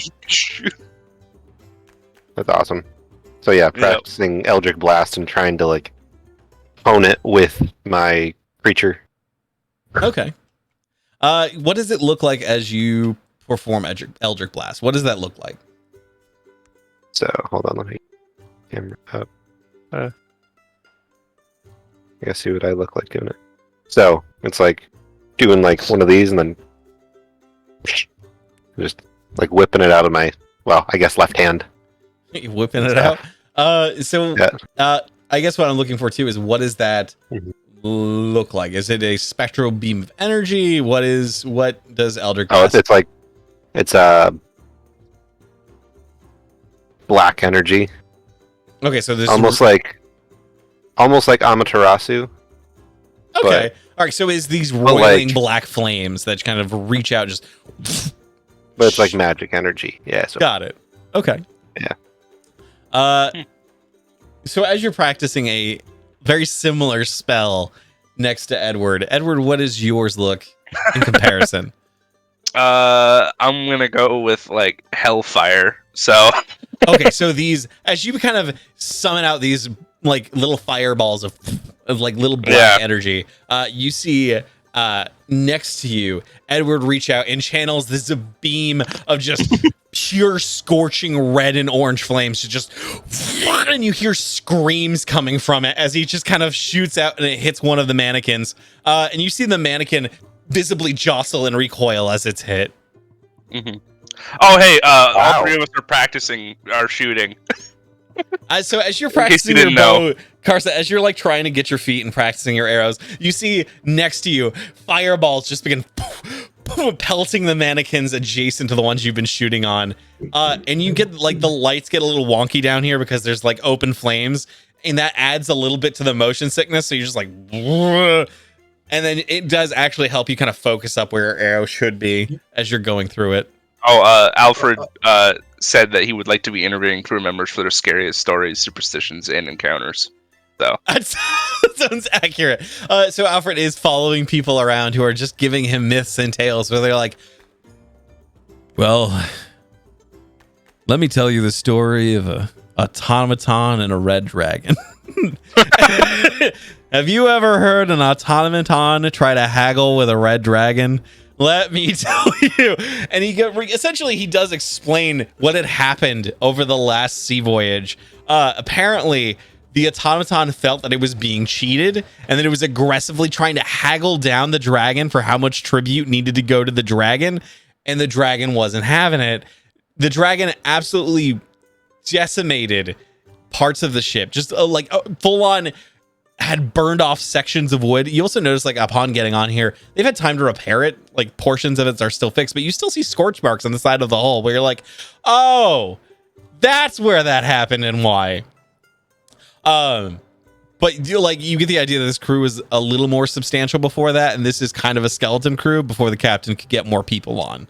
The dragon fucks some shit up. Also, they deliberately don't fly near that dragon anymore. Straight up, like, part of that arrangement was you don't fly in this airspace anymore.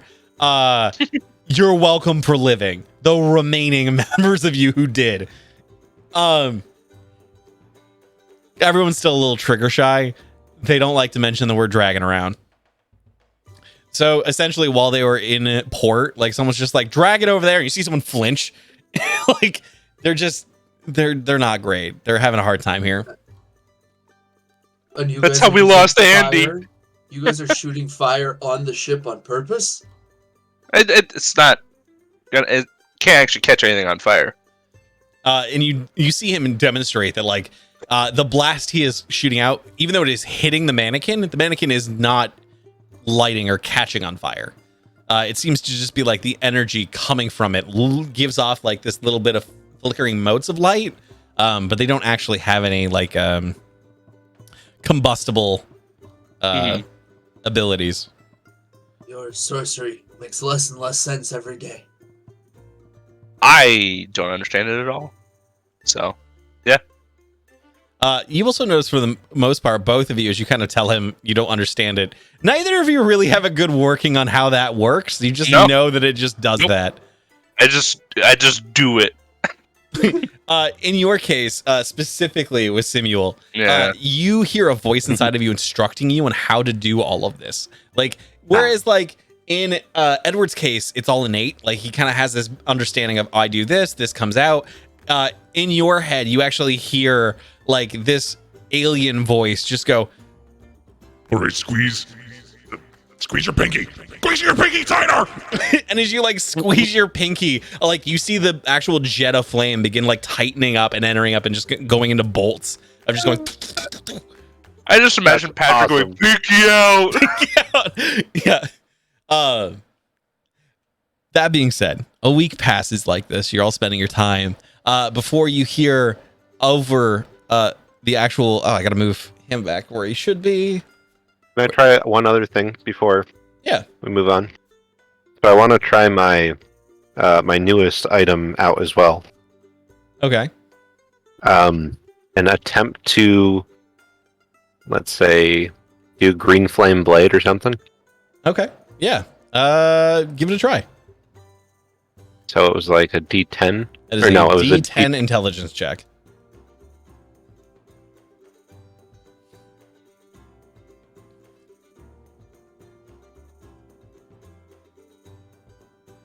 How'd that go? So D10 just straight into, or no, it was Intelligence Arcana, right? I think it's just intelligence. Well, I think so. I don't know. It might be. well then it was a 9. Okay. So with a we 9, got in you the higher kinda end. trying to use it, and it just doesn't happen. Wait, 9 out of 10? What? 9 out of 10?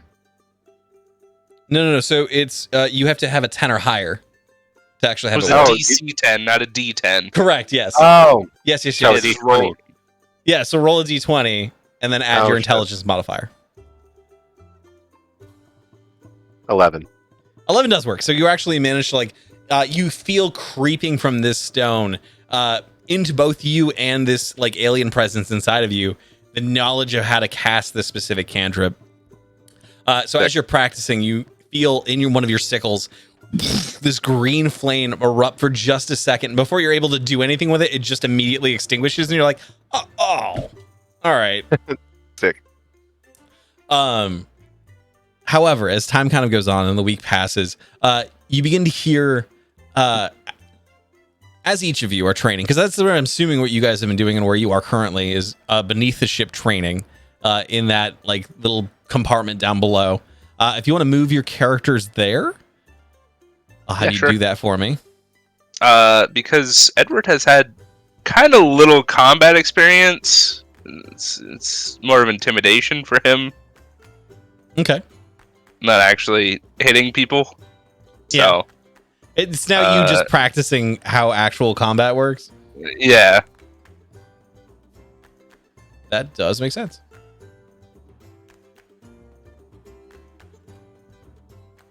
Character.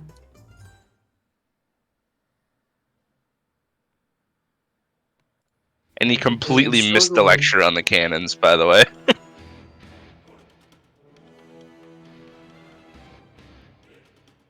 He missed the lecture on the cannons. Like that. Yeah, so He's he'll so- never use the He cannons. has no idea yeah. how they work. Or he'll just do it and like possibly fuck something up. Like that's exactly how that's gonna go. That's fair and reasonable.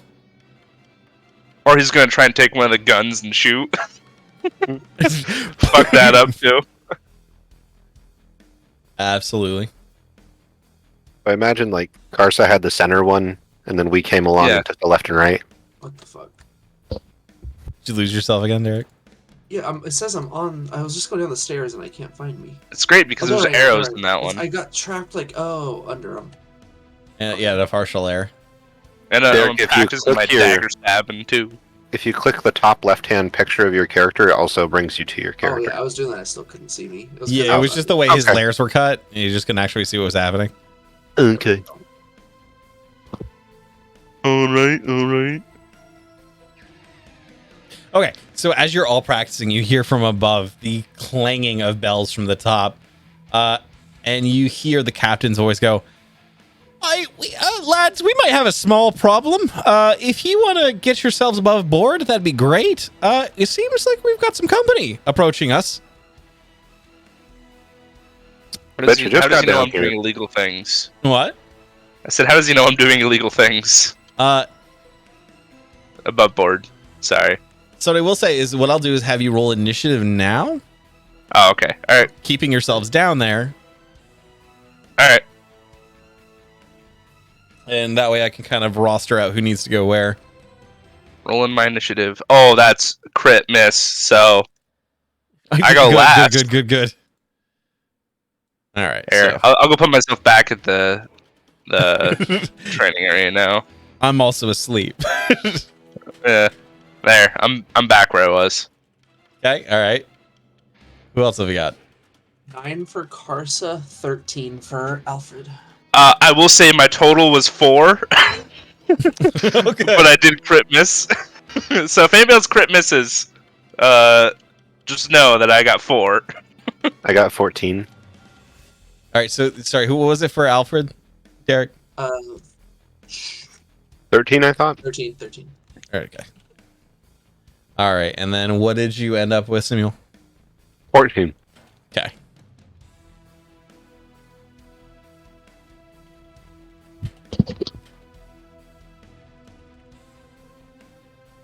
And then I will have okay.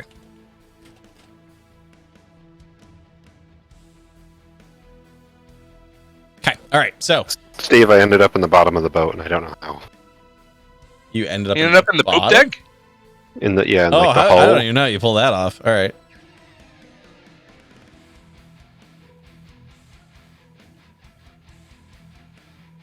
Oh, how did you pull that off? All right.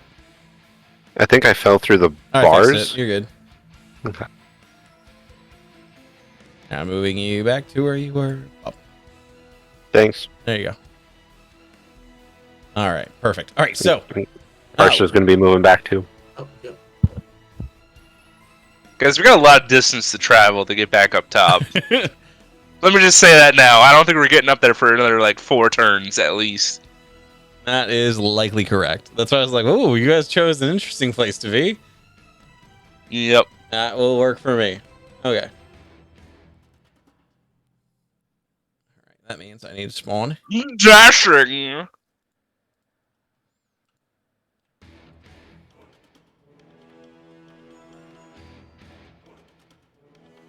I will say, if you guys want to put your, just to save ourselves some time, if you guys want to put yourself getting up to the upper deck, I'm just going to move where these guys eventually end up if you guys had taken X amount of turns. That way you're not just spending turn going, move, move, move.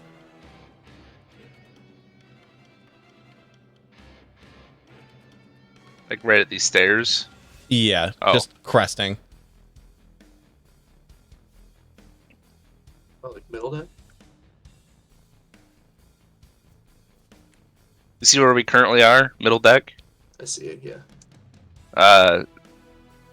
Steven, What's up? you see where we currently are? Right here? Give me just a second to see where. Middle deck.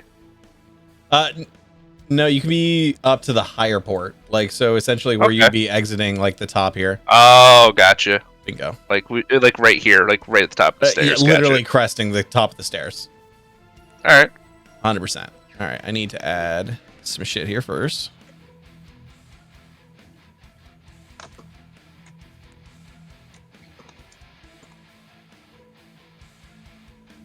Get out of here, you. Oh, what the shit? There's 2 other ships. Yeah. All right, why are mine not showing here? Did I not link my... If I'm... Oh, God, I'll be so sad if I just didn't link my account like an asshole. Oh, no, there it is.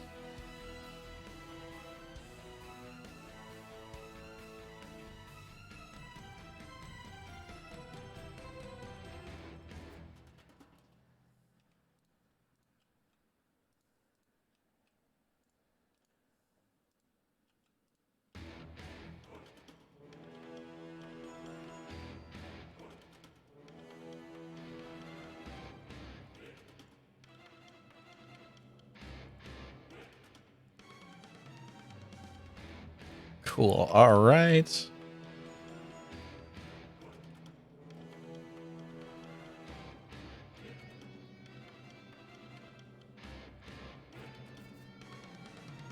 Then I need to grab this to make sure this works.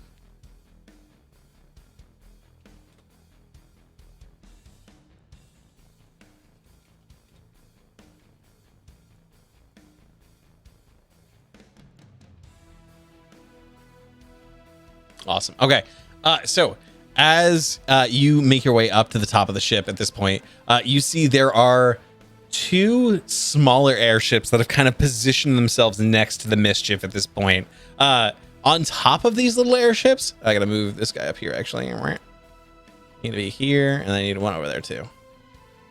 On top of these Mischiefs, these mist ships. On top of these other ships, you do see there are these tiny kobolds that are like snarling and snapping. Does anyone speak Draconic? Nope. Oh. No. Shit. Does Alfred? Abyssal Infernal Common Usage. Nope. It is not. Okay. So no Draconic across the board? Nope. I don't know if Edward... That's a no. Okay. For once, no. Okay. I usually do have that one. Got it. Okay, so I'm you glad just I see don't. these snarling, growling creatures, and you see some of them are visibly maining weapons at this point and beginning to aim at the ship. You see the crew is also beginning to man the weapons of the ship and managing, like, trying to get evasive maneuvers going.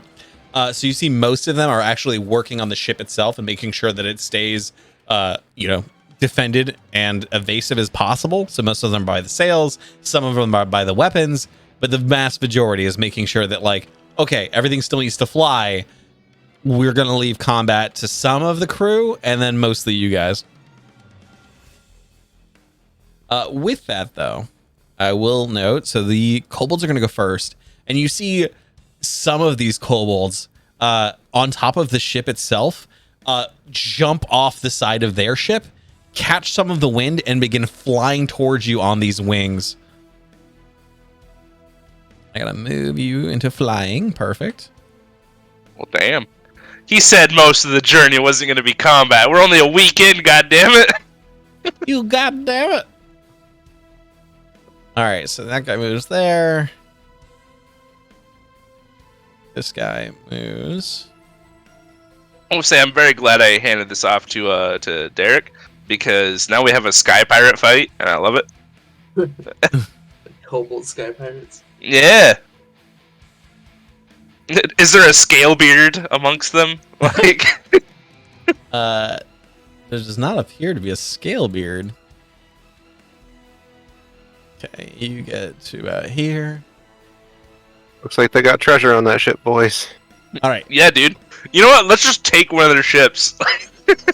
This is ours now. Double fleet. Yeah. How far I can jump. What? Honestly, dude, if you can jump that far, holy shit. You're so fucking funny. Just get on their ship. Fuck you. Yeah. Okay, so let me see. No one is. You guys are just getting out, so they haven't noticed you yet. So you see that at this point, the wing kobolds just begin extending these leather and wooden wings and begin floating towards you. And you notice they have these little barrels that are spewing flames out of the back as they just shoot towards the ship. You notice they raise crossbows and get ready to shoot.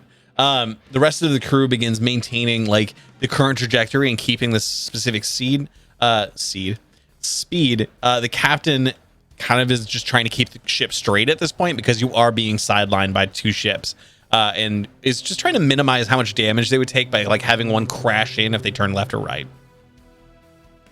But that does move to your turn at this point. It starts with Simul. What are we doing?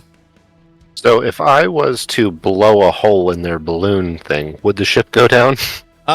You can certainly try. Okay. Or does it look like there's a weak spot among ships? I would. Can I say that I would assume that at one point I'd ask about ship warfare? You can make an intelligence check. It's And to see like what weak spots of other ships would have been. Mhm.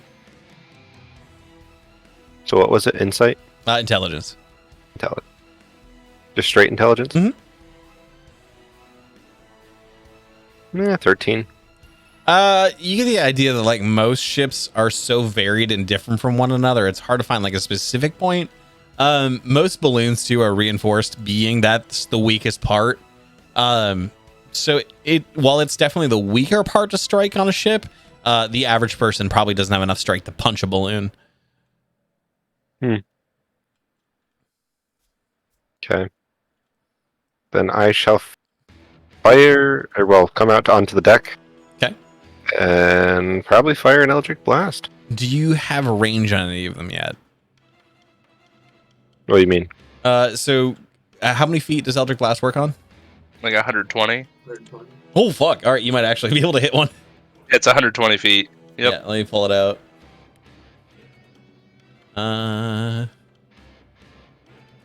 Like if I was to come out and What is it? 15 tiles? That's 75 feet. Fuck. Yeah, no, you could absolutely. So which one did you want to take a strike at? probably the one closer. Okay, absolutely. That's the one. It's definitely in range. Yeah, make an attack roll. Heh.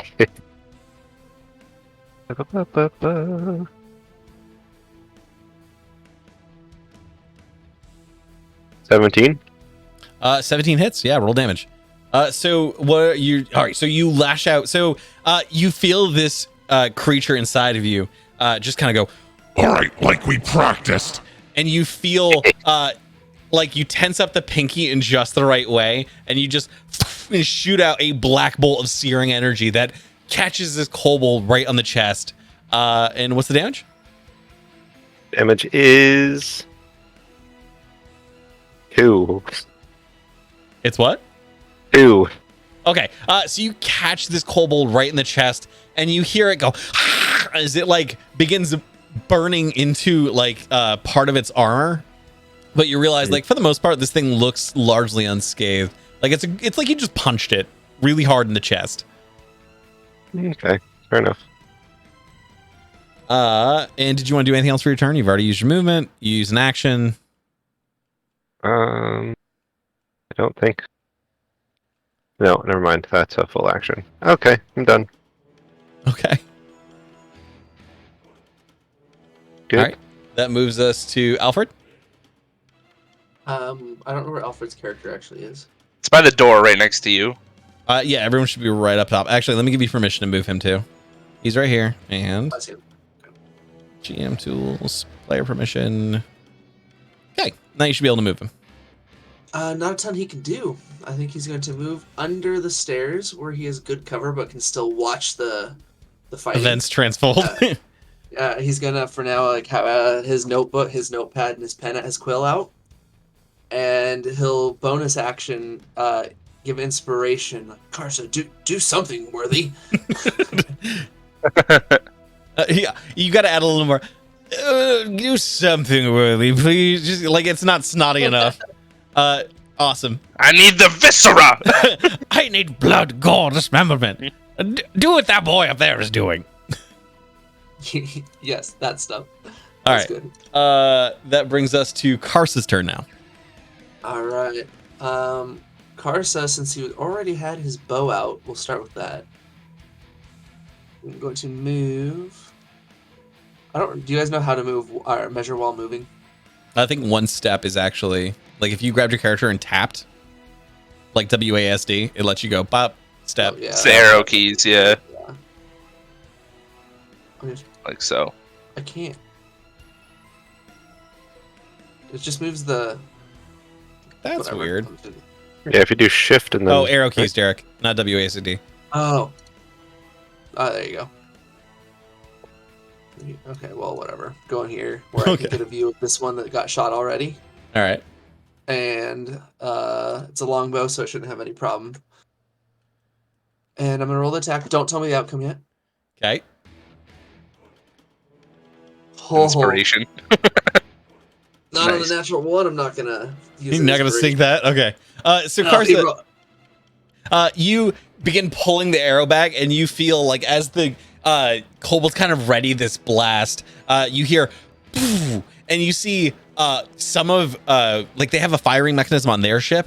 It misses the airship, but the pocket of air swings the boat a little bit, and you go, and you just kind of shoot the arrow. It misses the kobold by a mile. It's just straight out into the open air. I'm gonna put that bow down. Or put it like, yeah, I'm just gonna, and then I'm gonna instead, I'm gonna pull out my shield with my item interaction, and that'll be that for my turn. And That'll that be brings, the next. It'll be the next thing, Alfred. Don't worry.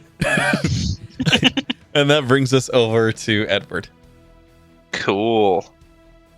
So I'm still kind of like in the door, so I can't really see any of this shit going on. Yeah, you just hear, and you hear like the familiar sound of Simuel's Eldritch Blast, kind of. Yeah. Get Okay. connected. Yes. 1, 2, 3, 4, 5. What kind of So magic basically it's- fucking... That's like as far as I can go, but I'm definitely within Crossbow, range yeah. for Eldritch Blast on the same one. Okay, so the same one he had targeted. Yeah. Okay. Just the range on, how far away is that though? I might have other spells I can. You've probably got range for it. It's not that far. No, I mean for like other ones. Ooh, no, not enough for that one. All right, I do have enough range for Eldritch Blast though, for sure. Yeah. But okay, I guess I'm gonna do that. Okay. How are they flying? Is it like a flapping, or is it just like an item on their back? So you sort of see thing? it's straight up wings that are like maneuvering and cranking as they kind of like go either way. So they're just jostling and currenting. You get the idea Yeah, that yeah. propulsion is coming from the barrel on the back. I would say, is that their arms doing the wings? No, you can get the idea. It's the way they flex their shoulders. The wings actually kind of move and adjust accordingly. Okay, that might aren't be even their real information wings. later. Oh, Yeah. That's not what my concern was. I was like, are they like straight up like have boards on their hands and flapping? Yeah, no. Would have been hilarious. All right, Eldritch Blast. Perfect. 16. 16 does hit. Mm-hmm. Roll your damage. 4. Okay. We both rolled 1s on our damage, or no, you rolled 2 on his. Yeah. I got 2. So Not great though. I just moved that. That's gotta go. All right, there we go. So as you kind of channel forth that screaming, so you notice like as far as Simuels goes, it's that little black ball that just boom and hits them. Yours Yeah. is more of a screaming comet of Yeah. of hellish energy that just Yeah. roils out and hits this kobold. You also notice it catches part of the barrel behind it, and you just hear, and you see the creature like trying to get the wings off as it explodes, and you see bits of kobold hit the ship. Like you notice, shit. like its limbs kind of flap against the wood and then begin falling. You also notice all of the viscera sinks immediately and just disappears underneath the cloud cover and is gone forever. He just stares at his hand, and it's just like, You just hear the captain go, "Hey, good shot, my boy. Thank you kindly for taking rid of that one." And as he's saying that, you see some of the kobolds begin as they begin running underneath their ship, and some of them run back out. And you see, like, just as like little glimpses from this ship on the back left, you see they bring out this giant squishy creature that just goes boom, boom, boom, boom. And you see all of them grab it and launch themselves off of their ship. So I need It's gonna be a big battle, huh? I'm quite content. This is great. I love this. Where are you? I missed out on all the other There we like go. seafaring So you see and them airship stuff. It's great. shoot over on this No! gigantic toad that launches itself from their ship. They're all hanging onto this toad. Well, I have placed myself closest to the enemy. 'Twas not my intent. Okay, you see this kobold begins flying in closer. This one also begins flying closer. And then you see the other ship is preparing to do the same. As Yes, they I'm going to ask dip you to underneath. defend me, please. All right. With that, the toad has used its movement. It's going to use a quick attack. Let's see.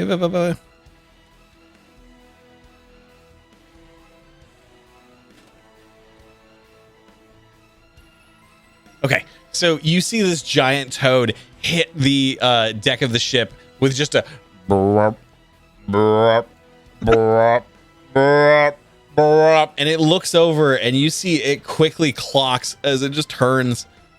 You see it looks over as it sees a tiny little mouse boy looking at it. Not the first mate. And you see it shoot out a giant tongue as it hits Remington. It's going to try to tongue. That fucking went off the ship. I don't care. It's fine. What do we get? An 11. Does that hit Mr. Remington? Please, no. No. That is a contest, so I gotta roll real quick. God. All right, so 10 for Remington. Oh, no. My god! All right, 19. so you see the toad just, and it shoots out a tongue and immediately swallows Remington. No. You see it. Literally, it just lifts up its totally little head and goes what, and just swallows him. Remington is currently inside of the toad. That is all you know. The start of each of the okay. So he's blinded and restrained. Okay, cool. So Remington stays inside of the toad. That leaves these little guys to start making some moves. You see this one's going to attack him. You see this one's going to go over here and attack here. Does this guy have enough movement to get? Let's see. 1, 2. I figured 3, out how to make it count as 4, you move. 5. Yeah.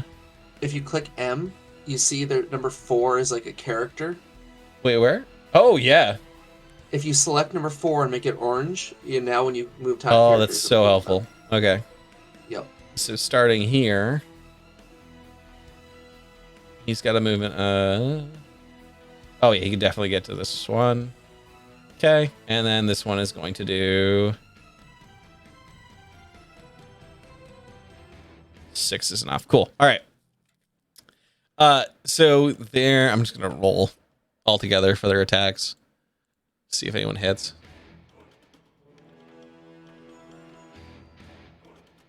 Oh fuck! Oh fuck you! Okay. Oh no. So Crit? they crit. Oh, shit. And then okay, so shit. All right, roll damage for everybody. Because there's no way they didn't hit everyone. Yeah. All right, Holy so crap. this is full. Okay, so that's you 6 fucking for serious? the first roll.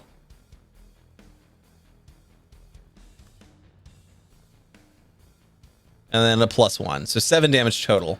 As you see each of them have these little axes that they scrabble towards you and just go, and they just bury them into everyone they're attacking. Edward included, as you see like this tiny little kobold run forward and sink an axe into your leg. As it growls and snarls at you. Right. Got that tracked. I'm gonna have this one, the winged one, make a crossbow attack at Karsa. See how that goes for damage. I'll start with attack. 19 hit. That does hit. Okay, so you see it. You see like these. It's wearing these giant like orangish goggles, and it just begins shooting towards you. It raises a crossbow and just shoots off this arrow that sinks into you, and it begins pulling back its trajectory to land out back where it was. It's going to do a little bit of damage. Oh, wrong. It's the wrong one. Sec. Cancel. Okay, this is the right one.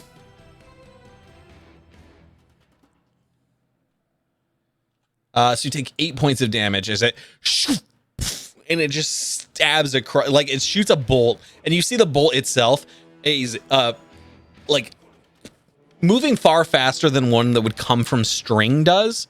It supercharges and just catches you right in the shoulder blade. That does end their turn, though, bringing us back to the top of the roster, back at Simuel. The crew first. So I'm going to see how they make out with their attacks. Let's do Fuck. Okay. So they do not hit any of these kobolds. They're like too badly injured from that last like axe sink that most of them just can't get a grip. But that does pull us back up to Simuel. Okay, I'd like to shoot at the same one that I shot at Beef. Or well, no, That one's gone. That one exploded into. So the one on the same side. Okay, got you. The same one that's floating. Mm-hmm.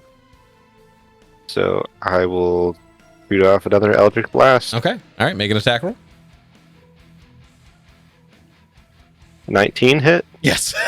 Yes. Can you imagine? No. Fuck you. Are you fucking serious? Another 2. Oh. God damn it. All right. It's almost an 8. So you just hear the voice go, Not that tight! Not that tight! Like, tighten your pinky, but not that tight! as it just like again shoots out this. It's very concentrated. It moves quickly, but it doesn't have enough punch to actually hit it like you would, as you'd like. So you see, it's like essentially this softball-sized ball of flame that just rockets, hits it in the chest like a good solid punch would, but not much more damage. Okay. Did you want to do anything else on your turn? Don't think I can. No. Okay. Nope, all good. All right. And that brings us over to Alfred. He's gonna try and move. That's 3 of them, and then 2 more of them, and then 1 up that way. Still doesn't have range to use his mage hand.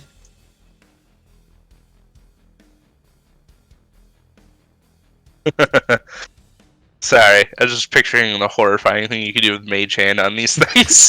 Just grab one of the wings. Yeah. That's I was wondering about that. Even if it's only like a few pounds of weight, dude, that's like, oh my god. It's definitely an attempt. I'm gonna go ahead and action dash up to the top. Okay. And bonus action be like something along the lines of, "Oh, Edward, that doesn't look good. The gore will go into my books," or something. I'm down here. Edward's down here. That's Simuel. Oh yeah, no, as got Edward, you. He as looks he's down. running by. Oh. As he's like running by, he's gonna bonus action give you bardic inspiration. Oh, cool. All right, and then that brings us to Karsa's turn. If you're done with Alfred. Done with Alfred. As that arrow Fucking sinks into axe in my Karsa, thigh.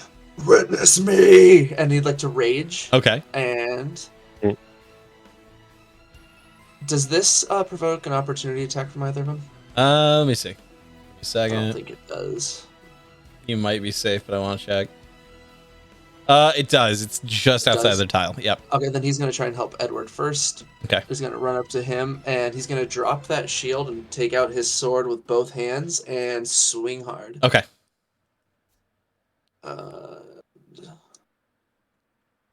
That is for 22 to hit. Oh yeah. Yes. 22 hits. And that is going to be 12 plus 2 more for rage, 14 damage. You move over to this thing and you cleave it in half immediately. You just see it like even with this stone, this volcanic stone on its back that's like riveted with metal. You hit it with your sword and crack that stone in half, and then split through the actual kobold. And you see both half of it just flop and hit the deck as viscera sprays from each half of the body. You see Alfred begin pulling out his notebook and like looking up and down, just going, yeah.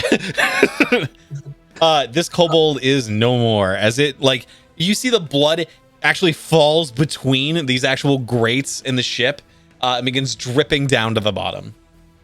Damn. Awesome. I might understand with that is it. Oh, I bonus action. I can't do 2-weapon fighting this turn, but usually I could punch something too, right? If you, you're using a two-handed weapon, right? Yeah. So, but you can't like just punch. Correct. Yeah, Check it's it. only works if Shoulder you're like check. a monk. Okay. Then Um, I will remove the rest of my movement to get. giant toad. I'm not quite there because my Yeah. range is 10 feet. Yep. So I'll stop at that range. Okay. And that's his turn. All right, perfect.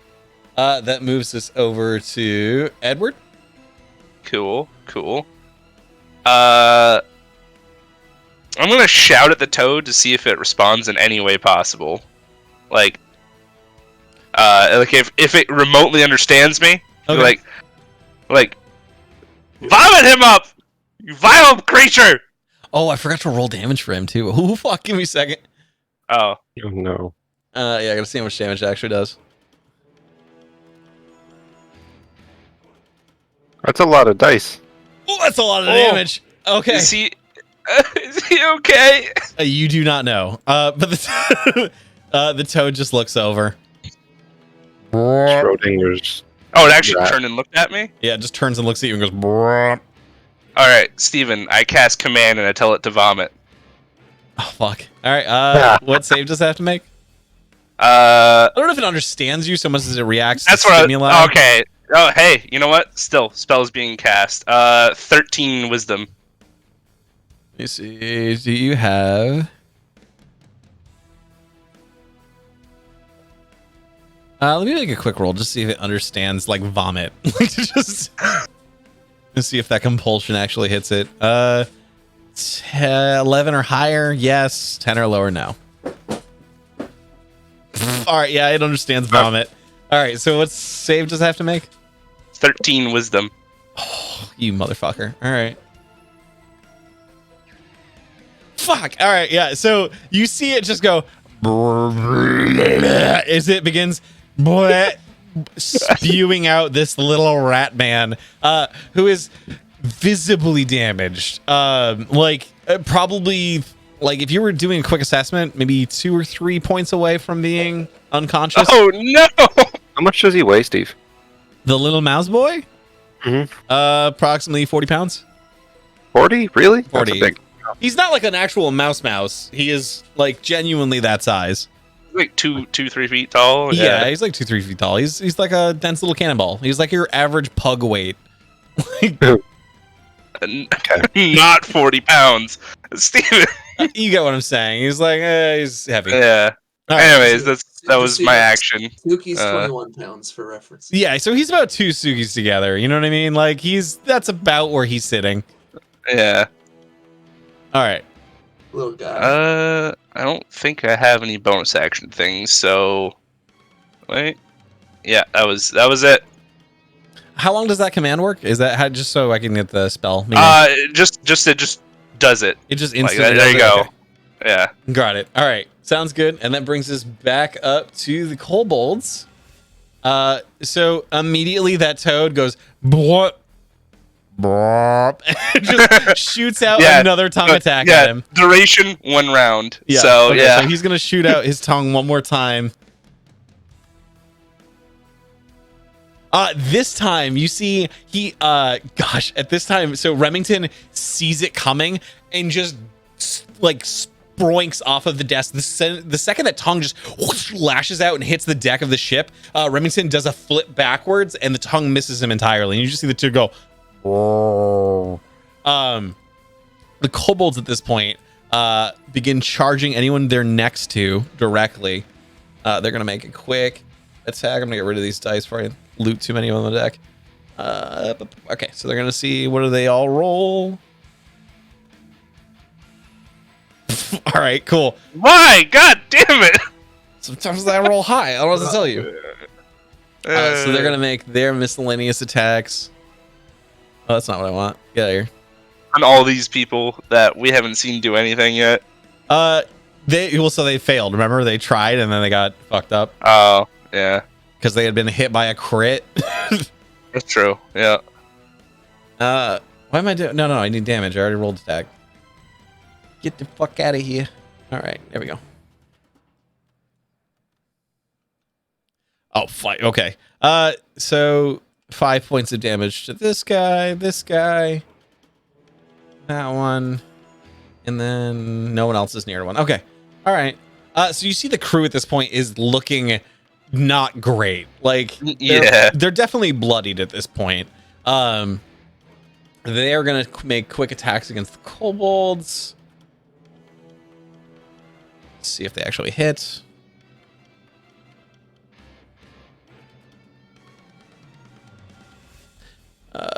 13 does actually hit. Fantastic. So they're going to do their damage against the kobolds.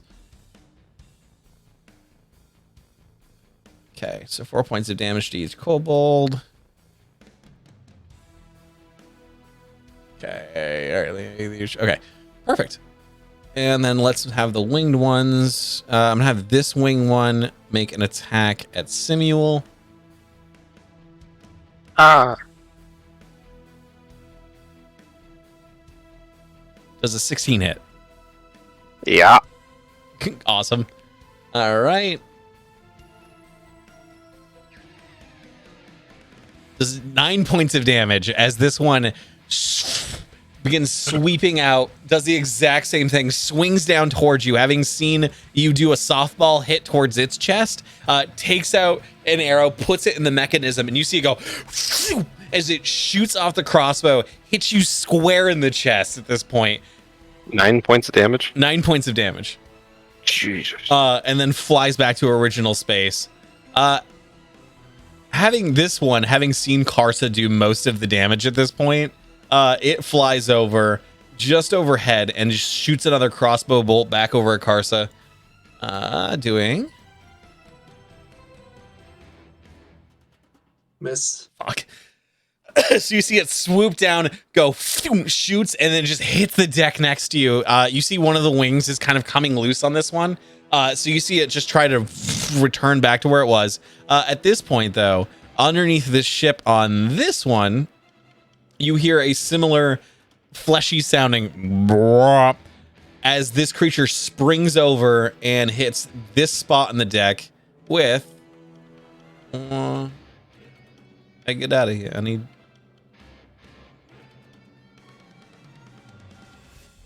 Come on, Bubby. I believe in you. Let me put him where I want.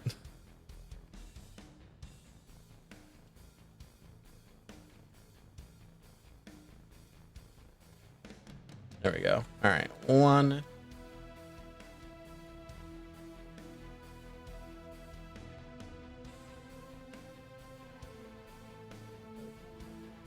2.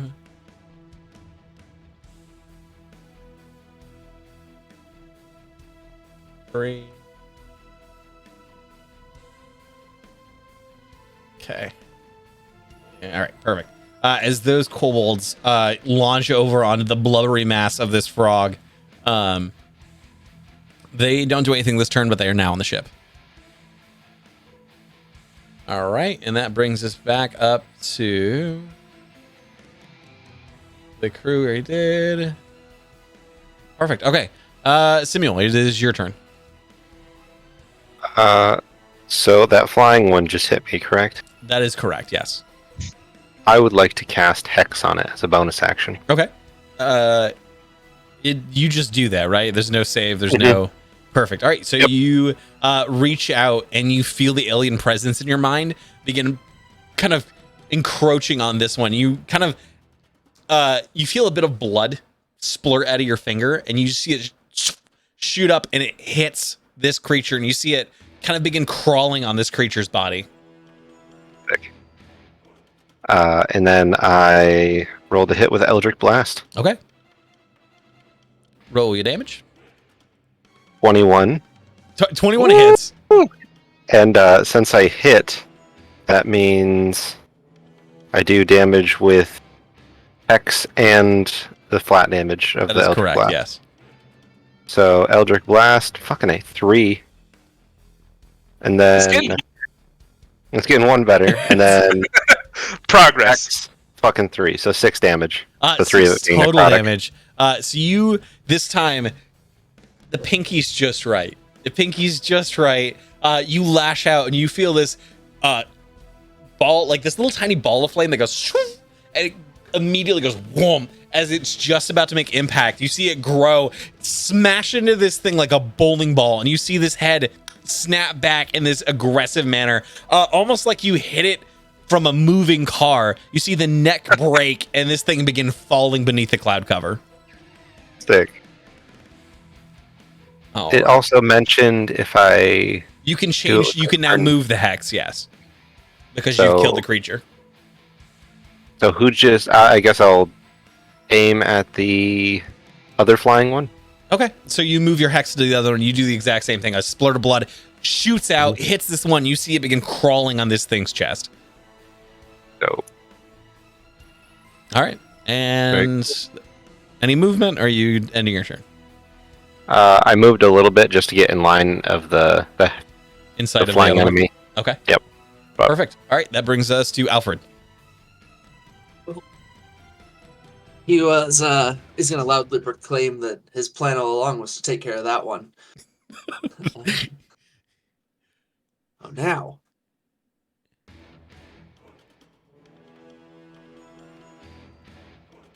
Yes, there's still hope. Struggling to control this properly. What do I know that feeling? Now for Hex, it's just my damage that does the bonus, right? Yes. Okay.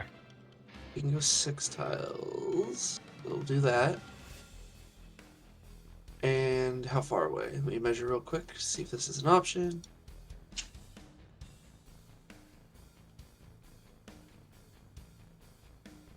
Is he in range for Mage Hand? I think that's what that is, right? Did I click 30 feet, I think. So Right? that's 6 tiles. Yeah. He's like 0.5 of a tile out. Okay. But well, there's no real 0.5s. I'll say that. He moves a tiny bit farther. Yeah, I was gonna say you could just. It's fine. We'll call that within range. He wants to use a Mage Hand to see. You said that there's like the contraption on the back. Yes, there Right now, it are. looks like you can see the back of that creature. He wants to use Mage Hand to try and like pull a knot loose, or like anything that looks exposed or frayed to try and tug on it. Okay. So what we'll do is we'll do a contested Arcana check. Not Arcana. So in your case, we'll do, because he's charisma based, we'll do just a charisma check versus this thing's. I guess it's its dexterity, just trying to save itself. And he gets a +3. I have to do this on my sheet, unfortunately. So, that's gonna be a 7. All right, let's see how this works. Oh! All right. So you see this thing, the wing gets yanked hard, and you see it immediately drop down about 30 feet. You also see it just barely is able to save itself, but it is now disastrously close to like banging into the ship and falling over. Awesome. Very nice. I like. Anything with a bonus action? I think everyone's too far. No, I can give Bardic Inspiration, I believe, to Simul? I think I give it to Simul. Yeah, you were only 30 feet away. Yeah, I'll give it to Simul. What is that? Simulacrum over there. Bardic Inspiration. Oh, so you get a D6. Let me.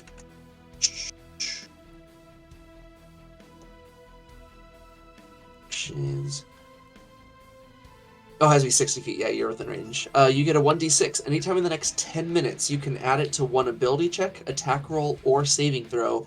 You can do it after you see the roll, but before you know the outcome. Oh, baby. And So how many both. more of those does Alfred have to? You've used 3, right? That's his third. He That's only his gets final? 3 per Okay. one. Yeah. All right, They perfect. gave one to each of us, so.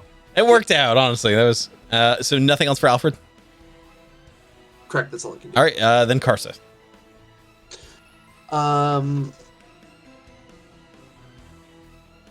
Changes things. First, Karsa is going to take a swing at this kobold directly in front of him now. Okay. This one here, or this one by the toad. Perfect. Yep. Right here. Okay. Okay. And has that one attacked yet? This one has not attacked. Or has yet. it taken a turn yet? Has not taken a turn yet? It's taken a turn to get over here. It hasn't attacked. Okay, fair. Oh, that was damage. Wrong button. 16 to hit. 16 does hit. And it was 9 damage. Fuck. Okay, so Carson just on a rampage immediately runs over to this one and just boom brings down that gigantic slab of a sword, splits this one in half vertically, and just you see it crush through skull, crush through spine. You hear each vertebra pop and snap and scream as this creature just flops and hits the deck and begins spewing blood right down the center still. Nice. That one's gone. Very nice. You hear a bit of a laugh start to come from him. Are you witnessing? And he starts to draw the sword back for the next one. You see at this point too, as you kind of crush down, bits of kobold just splurt into your face. It is a familiar warm feeling, and you feel warm not just outside, but inside too. All right. That brings up to Edward. Yay. So these guys are way too close to me. So, like, look at that. Yeah. They're way too close. We're gonna cast Fireball. I don't have Fireball. I would if I could. I'm not gonna lie. Yeah, bro, I'm in it. And I'm not running away because I'll probably die. Can I see this toad like through all of this? Yes, you can. Could I accurately shoot it? You think? Yes, you can. All right. I'm gonna attempt to Eldritch Blast that one. Okay. Make your attack roll. That's a crit miss. Ooh. But with a 6 total. So crit missing. Are you Eldritch Blasting? Yeah, oh yeah. Okay, so you see, you reach out with this arcane energy. You see Karsa split this kobold in front of you, and just as you're about to release the energy, the blood from the kobold hits you in the face and sends the flame just shooting straight up into the sky. Yay. What else do you do? I guess, can I attempt a bonus action stab with my dagger on the one next to me? Not because you cast a spell, so you only action. That's a bonus action, sir. Oh, no. It's bonus action offhand if you use your attack to action. Like, you get the offhand attack only if you use your attack action to use your other hand. It doesn't work with spells. Oh. Alright, cool. So you have two weapons. Correct. Yep, Yes, it that's only true. works if you have two of them to use. This is true. Alright. I can't do anything else. Okay. That is all. All right. That moves us up to the kobolds. All right. They are going to attack their respective targets. In your case, this one's going to turn over and attack you. Well, yeah. Him. This one's also going to go for him. Boy, they were really going to fuck that guy up. All right. Yeah, that dude done. Like, yeah, that might not survive this one. Is there any other? All the winged kobolds are dead. Oh no, there's one over the side. Yeah. Yeah. Which I'm gonna have him. I'm gonna make his check now too to see if he has the wherewithal to save himself. Let's see how this does. If not, does my hex get transferred? Wait, yeah, which one did you choose? Correct. If that creature dies, you get to move that hex. Yes, you hex this creature. When he dies, nice. you can move it over. In this case, you see him bang against the hull of the ship with a wing. He is going to take some damage because of that.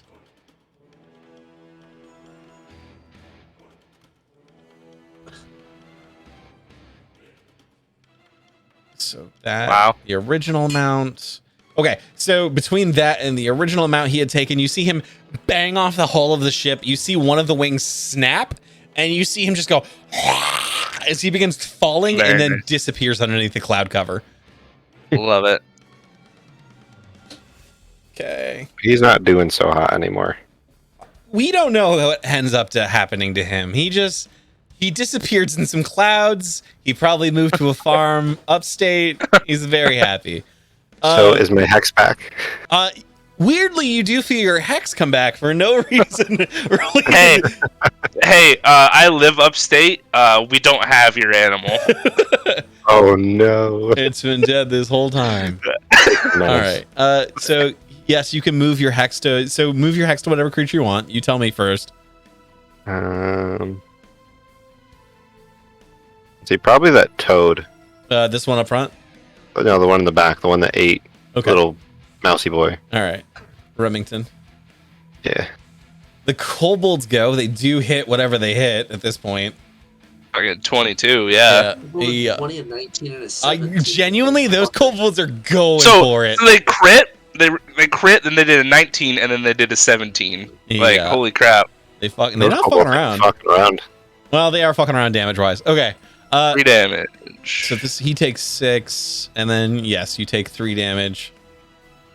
Okay. And that doesn't give me any more winged kobolds, but I can use the toads, and I have them attack. I'm gonna have this toad is gonna turn on Karsa and just try to go "Whoop," and just try to swallow him as best it can. He's with its big. And you notice as it opens its jowls, it has these fanged teeth that kind of reach out, try to grab you and bite you. Does a 15 hit? Oh wit, yeah, does 15 hit? Yes. Okay. Oh fuck. All right. So what I do too typically for anything that just hits AC, we actually do a contest in our game, which means that if it just hits, both of us roll d20s. Whoever gets the highest number succeeds, essentially. Okay. So you roll d20 real quick, and then I'll just fucking throw this one. That screen. There it is. There it is. 17. Toad, you fucked me, Toad. All right. So You see fucked it me, Toad. jump and just, but also Karsa, you immediately grab it by the mouth and just hold it open. Meanwhile, this one is going to go for another attack on Remington. Remington, do something! Defend yourself! Fuck. All right. So this Toad, you suck. So you see this one shoots out another tongue at Remington, strikes the actual deck itself, but does nothing. And you just hear Remington go, "I could use a little bit of help over here, please." He is like dancing and jumping over this thing's tongue every time it lashes the deck next to him. But that leaves me with no one else for fun stuff, which means it goes back to the crew. The crew is going to make their various attacks.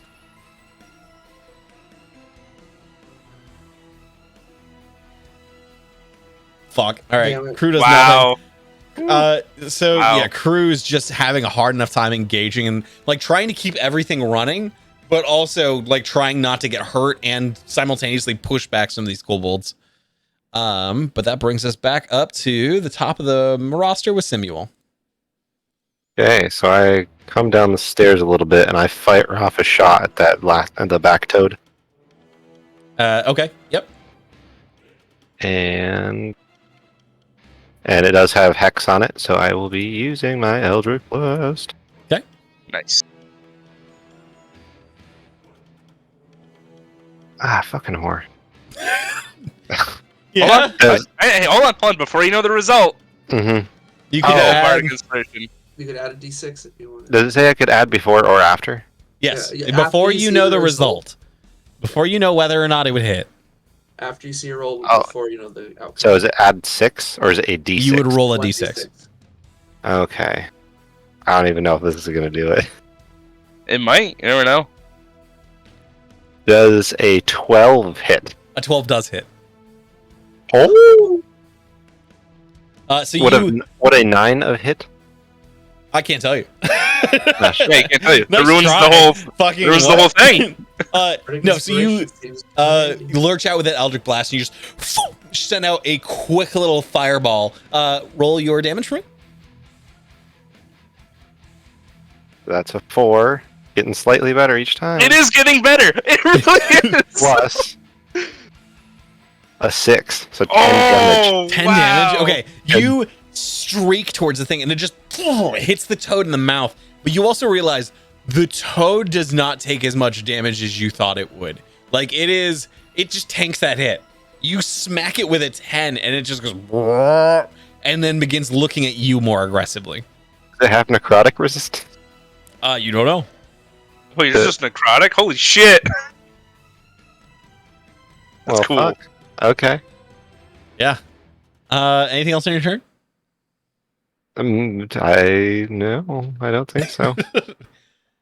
Okay. That moves us up to Alfred. All right. Alfred is going to take advantage of one of these dissonant whisper spells he has. I'm going to target the big toad that is the closest one. Okay. And that spell. He hops. Excitedly. To He be hops hearing excitedly. whispers. Whisper a discordant melody that only one creature of your choice can hear within range, racking it with terrible pain. It must make a wisdom saving throw. On a failed save, it'll take 3d6 psychic damage and must immediately use its reaction, if available, to move as far as its speed allows away from you. It doesn't move into obviously dangerous ground, such as fire or a pit. On a success, it takes half and doesn't move. That toad if I failed. Toad rolled a 5. So 3d6 psychic damage. Ooh-wee. D6. How do I roll? You just click it 3 times. Oh, and then roll. Oh, that's cool. I didn't know that. 16, 6, 4, and 6. So you see it begin, like you see the toad look up at Alfred at this point and just goes, "Brrr," as you see it begin violently shaking its head and begin running away, like hopping. Oh fuck. Yeah. Did it say? Opportunity attacks? Did it say And get as far away as obviously possible? dangerous. It said it wouldn't go into obviously dangerous areas, though. Oh, okay. Thank God. I was like, it just Yeah. jumps off the ship. I will give you that, Steven. Obviously dangerous ground such as fire or a pit. Yeah. But it uses its reaction to move as far away as. So if oh, does this mean it would jump to the other ship? Oh fuck, it would. It literally would. Yeah, it's gonna use its Opportunity reaction to just, you see it go, brrr, boom, just vault itself back over to this other ship. Can anybody do an opportunity? Everyone can do opportunity attacks. Yeah. Oh, Yay. Car's right next to Karsa too. Oh no! Yes, That's a natural melee, 19 for melee. 24. Oh yeah, 24 hits. Let's go ahead and roll. Hey, I'm gonna go back to the toad real quick. He might. 13. 13. That is 13 does hit. Sweet. I got 11 damage. I got 5 damage. So that's 18 plus 11 plus 5. The toad actually survives. So you see it and begins jumping, but you also see like guts are splaying off the side of the deck as it launches up. You see like some form of innard is dragging itself over the side of the ship as it shoots off, and it lands back onto this boat. Jeez. Fuck. All right, that is anything Alfred does. Anything else? I think he will move back behind cover and start to write about his own greatness. Okay. All right, and then it brings us to Karsa. Immediately going to attack this one right in front. Oh, please Closest do. to Edward. That is a natural. Wait. Oh, the auto messes doesn't matter what I get, so no, I will not modify it. Natural 1. Natty 1 to the kobold. Yep. Okay, so as you reach out, you go swing at this one. You see this one has been doing an exceedingly good job of like slamming blades into Edward. As you begin to go swing at this thing, you see it literally take its like stone shield and scrape it across the unsharp part of your blade. As you go swing horizontally, it rolls over the blade and flops back over and then turns towards you. I was gonna say, I'm gonna step up. And then it just, you hear it say something, but you don't understand it. It just goes. All right, I'm gonna stand right behind so that it's flanked, and that's it. Okay. Oh, I'm so stupid. No, that's fine. Rules It's of whatever. flanking. You said that turned and looked at him? Yeah. I was just more along the lines of like, these guys have pack tactics. What have I been doing? They do. Anyway, Oh my god, yeah, they're fighting away from each other, Well, it yeah. doesn't matter because they haven't missed. yeah, it's fair. That's you know true, what? actually. The Yeah, more they you haven't know. missed yet. Da, da, da, da, da, da. Yeah. Yep. That's fine. All right. I'm not going to. Okay, so Karsa misses. You've moved. All right. Anything else for your turn? Nope, that's it. Okay, that brings us to Alfred. So, what does flank do again? Because this is new to me. We have not used flanked in our games. If you want, we could add that. I think we said that we were going to. We decided to make it a +2. When our like Plus session 2? 0. Oh, yep. And I think we actually used it in the shadow fight, if I remember. Yeah, so it's a +2. Okay. And yes, that kobold is in fact flanked. Yes. Okay. All right. But then I will. You're doing. What? And then I will attempt. It's Edwards. Oh, sorry. Yes. I will attempt to stab, I guess. Okay. Crit. Okay. Yeah. Roll damage. 8 damage. So as this thing turns over, you see it skirt over the blade of Karsa as he swings through it with this massive thrust. It turns its back to you, and you realize this is the perfect moment. You grab the blade and you just stab it right into it, and you see the kobold thrash and begin twitching on the blade end, and then begin. It just falls over and dies.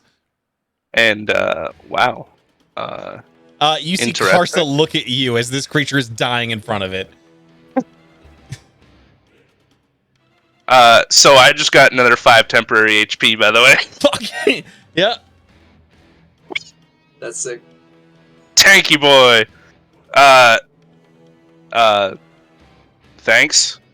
I'm like holding a bloody knife. It's got toad blood on it. It's got kobold blood on it.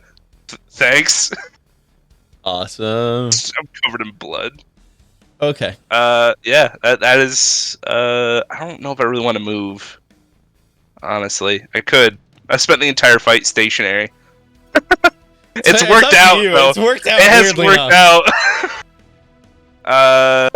Yeah, because everything's within range of me. So yeah, screw it. I'll just stay right here. All right, that'll work. That brings us to the kobolds, of which there are not many left. This one's gonna turn and attack Karsa, seeing that this guy's already weak enough. What about the one on the other ship? The one's actually piloting?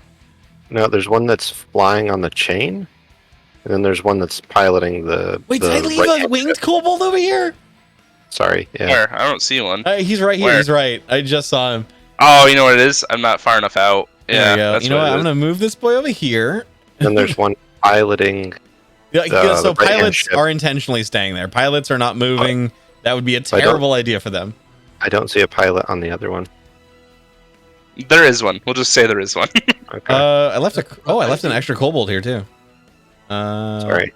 Oh, there guys. is. There's kobold on both. But I did also leave an extra kobold over on the ship, so I'm gonna move him back over here. I'm not gonna give him like any attacks or anything like that. I'm just gonna say he was here this whole time, and that's fine. He's just kind of chicken shitted his way out. Oh, fuck.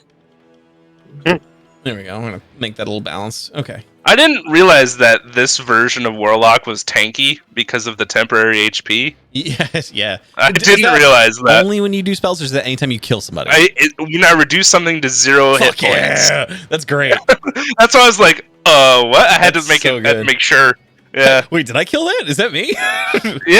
Yeah. Holy shit. Okay. All right. So yeah, that's all I have left. I will have these guys start doing some attacks real quick. Since Edward just stabbed the fuck out of one, I don't have the winged kobold attack him. Yeah. All right. That's going to be Pop. Roll it for me, DM. Roll it. Yoo! Yes, definitely yes. Cool. 20 hits.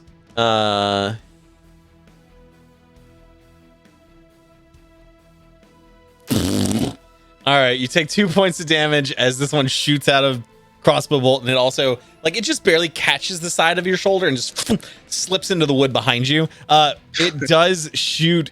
Where is? Oh no, okay. It shot where Alfred was hiding at one point and just hits the wood there. The other kobolds are gonna go and make their attacks. Let's see. And there's one on Karsa, there's one on Edward, and then mostly NPCs on the rest of them. Okay. Right. How you doing, buddies? 17 hit everybody? Yeah, that definitely hits. Mm-hmm. God diggity damn. All right. So, anyone who's next. So the only person who's not taking damage here is Simuel. Hey. And that is 6 points of damage. Oh man, I Alfred's use my not temp taking HP. What? Alfred's not taking damage, is he? Alfred is not. I haven't even considered him in the fray. Like he's literally in another section of the fight at this point where you've put him. He's just up there by the He's captain. what we call like, safe. yeah. And that leads us to the giant toad that is remaining. Is he? God, he keeps trying to fight Remington. I figure that's probably where he'll stay for the time being. It seems like a safe bet for him. Like I hate the I idea of it, but it does last make time. sense. Like, Wasn't he pissed off at me though, Steve? oh yeah, he did Oh, say he he was was. gonna look Fuck. at him. All right, Yeah. all right. Well, fucking Yeah. scrap That that. might one. kill Let's me, reroll but- it. It might kill me. Can he? Yeah. Oh, he's just gonna leap at you. Then I'm gonna delete this dice real quick. Get the fuck out of my hand. All right, he's gonna leap over to you. Okay, opportunity attack from the mouse guy. Yes, he does. You tricky bitch. All Got right. him. I should have known that one's coming. All right. Opportunity attack gives us a crit miss. Oh. Remington, true to form, has not done anything substantial to this creature. He goes for a quick stab, but he's just thankful. Like he's out of breath from like dodging tongue shots. And he's like, oh God, I almost died. It's going to try and bite you at this point. Alright. Let's see. God, I threw that dice so far. Does 9 hit? It does not. You fucking cunt. All right. So you see it. Is there? No, there's no one near it either. So I can't benefit. All right. So it goes, tries to bite down, and you feel the symbiote yank your leg back, and you pull yourself back at an unnatural angle, and you just see it go, and it just buries its fangs right into the front of the deck. Sick. And that is the kobolds. That's it for every one of them. Actually, I'm gonna have. So there's one more. Oh, what about the toad up top? Is she still? Oh, the other one's still alive. You're right. How long does Whispers last? It's just his reaction, right? It's once and done. Yeah, it's one turn. Okay, so it's gonna hop back over. I'm gonna have him jump right next onto the ship. Fucking threw him right in the ground. Get on the fucking ship, you bitch. There we go. Wow. Also forgot to raise that a bit. There we go. So he hops over here. He's gonna make another bite at you, just because Damn. God intended. God damn it.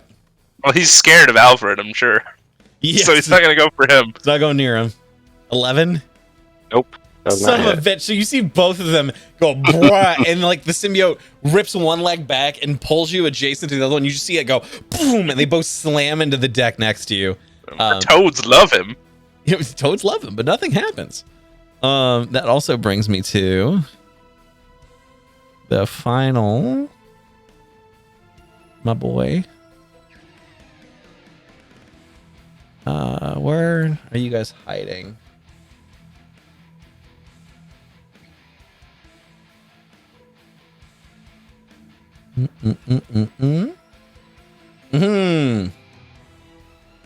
There we go. All right. So you see this kobold just zap and appears on the deck in like a ball of lightning. Just he's this one here. As he just appears on the deck, he looks over, takes stock of the situation. Todd, who is? You know who's the squishiest out of all of us right now? No. So he's actually looking at the most fit, and he's gonna look over at Karsa and be like, "Yeah, all right, this has got to be fixed." He is going. So you see him with that same static electricity, like that static electric energy just roiling off of him. You see him channel that into a small orb, and he throws that orb over at Karsa.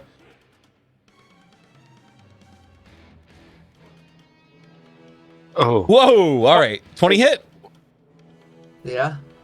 All right, Karsa, you take this gigantic ball of energy, just and it slams into your side. Is there an AOE? No. You take 11 points of damage as this just organic ball of lightning smashes into your side, and you feel like the tingling hit your nerves and they just involuntarily contract, and you just kind of try to shrug your way through it. But you can feel your teeth like clench in your jaw. But that is their turn. Karsa's damn near dead. But still standing. All right. Still standing. Did you? Oh no, because it's not blunt. Got it. Okay. I was gonna say if it was you're raging, but it doesn't cover that, right? You're not that kind of barbarian. Nope. All right. That's like It would have been the third level. Yeah. All right. Okay. So that brings us up to the crew. They're gonna make their attacks. If they actually do hit anybody, it would be a miracle at this point. Yes, they do hit. Okay. So all of the kobolds next to them take a whopping. Fuck. Okay, so you see any of the kobolds standing next to the crew at this point. You're dead. You're dead. You're dead. And then does Remington there do anything? 'Cause he's Remington's part of gonna the crew. charge over at this one and go for that Yep. stab and stab it into him. Don't be a hero. That's the first mate right there. Yeah, he has a job. Even though he's been like getting crushed this fight, he has a job. Yeah. All right, and that brings us up to Simuel. It is your turn. Okay, so the one that's above me is the one I have the hex on still. That is correct. Yes. So why not tried and true? Elder Glass, baby. All right, roll your attack. Ooh, that was close. 22. 22 does hit. Oh, of course, the 22 hits. Like, Well, it was. It almost landed on a 3. oh, that would. So I got 10 damage for the normal hit, Okay. and for my spell, the hex, of course, 1. Got to fail somewhere. Ooh, yeah. Okay. So 11. All right, so 11 points of damage. damage. You same thing in your Eldritch Blast, right? Yep. Those don't take disadvantage at close range, do they? They do. What do? So spell attacks take disadvantage at close range. So you actually have to fuck. roll the attack roll again for me. Because I just realized you're within 5. No, Steven, don't. I'm sorry, buddy. What'd you end up with? The worst. Oh, you crit missed. Oh. Okay. So you, the same time you're trying to launch out energy, you feel the symbiote feel like there's an attack coming and pulls you backwards, but it shoots the blast of energy like just over, like skyrockets over the side of this toad. Did you want to do anything else in your turn?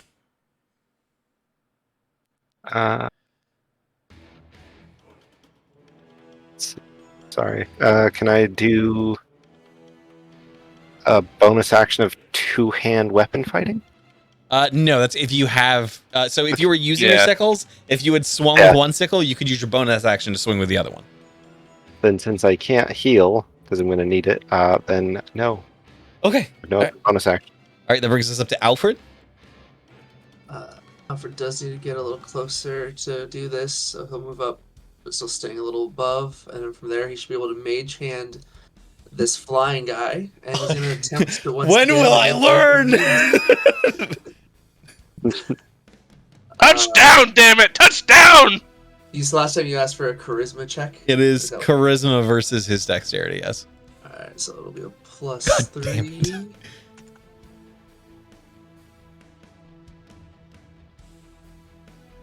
Tell you, it's just like the shillelagh all over again. That's an 11. Oh, 11 might not be good enough. We'll see. Oh, it isn't. All right, Ugh. cool. So he reaches out, and you see this kobold, having seen the other one bang into the hole and just fly down. You see this one, like, really pull the armor against itself. So even though he is yanking on the wing, because it's so taunt, there's not enough purchase for the actual mage hand to do anything with the wing. Alright. Alfred do anything else on his turn? I think that's all I can do. Okay. That brings us up to Karsa. Oof. Carson's hurting. Gonna have to turn around and swing at the one right behind him. I think the one that just. Wait. Yeah. I know. These guys are only one square, right? That is correct. Yes, they're within That's swinging range. +2 to hit this one. Yes, so he is flanked. Yes. That is a 18 to hit then. For 15 damage. Yeah. So here's the thing: whether once was 17. whether I keep once was reading a at the plus kobold, twos. there is just like the outline of a kobold, like a cartoon. You just. I will say, you also not only do you like stab your sword into this one, you see it go all the way through the kobold, and with one quick flick of the sword, you throw him off the side of the ship. Nice. Perfect. Epic. Then I'm gonna have to just Get up rush on at this one? guy. Yeah, I'm gonna stand right there. Cool. Bitch. Right on. I'm like trying to step on his tail. Totally got it. All right. And all right, that brings us over to Edward. The lightning one appears to be like a leader of sorts. I'm gonna attempt to Eldritch Blast that one. Okay. Actually, no. I'm gonna look at it, point, and say flee. I cast command. Oh shit. All right, yeah. And let's say Wisdom 13. Fuck. What do you have, my boy? Please tell me you don't just suck at this. Oh, it is every time. It's a -1. All right, what do we roll? Oh, the -1 carried it. You motherfucker. So it attempts to flee from me, Okay. provoking opportunity attacks from the two people next to it. No. All right. So does it flee on as a reaction? How does that? Hold on. Does Let me it follow just this go look at action it on its real next quick. turn? Is that what it is? On its turn is how. I think it's on its turn, but I'm making sure. The target must succeed on a wisdom saving throw. The spell has no effect for target. Dead. Some typical commands. It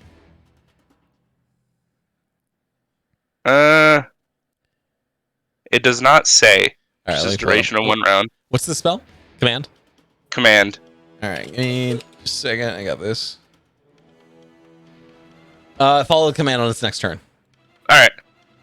So. Oh shit! The spell has no attack if the target is undead, doesn't understand your language, or if the command is directly harmful to it. Now, Yeah. I will say, what language did you speak it in? Well, I went common, so. Unfortunately, it does understand common. God damn it! All right. Yeah. All right. Yeah. No, it's got it. So next turn, it will. It does no. Does it do?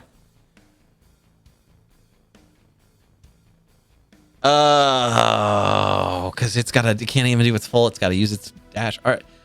Oh fuck! All right, you robbed me on that one. All right, you motherfucker. All right. Yeah. No, it succeeds. Shit. No stopping that one. Is there anything else you want to do in your turn? That was a whole action, so I will stay right where I am. That is all of my spells for the day. I would say both of them used quite wisely. Yeah, that's fair. All right. Maybe. We'll see It if is you two currently roll his real good. turn. He is going to use his last spell slot to cast that same spell. He is going to disappear back onto the ship. You Alright. dickhead. How dare you take him away from me? You son of a... You have no idea how mad I am. Yeah, he uses the spell slot. He disappears. That does...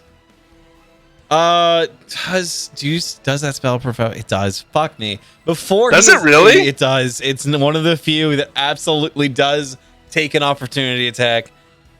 All right, make your attacks.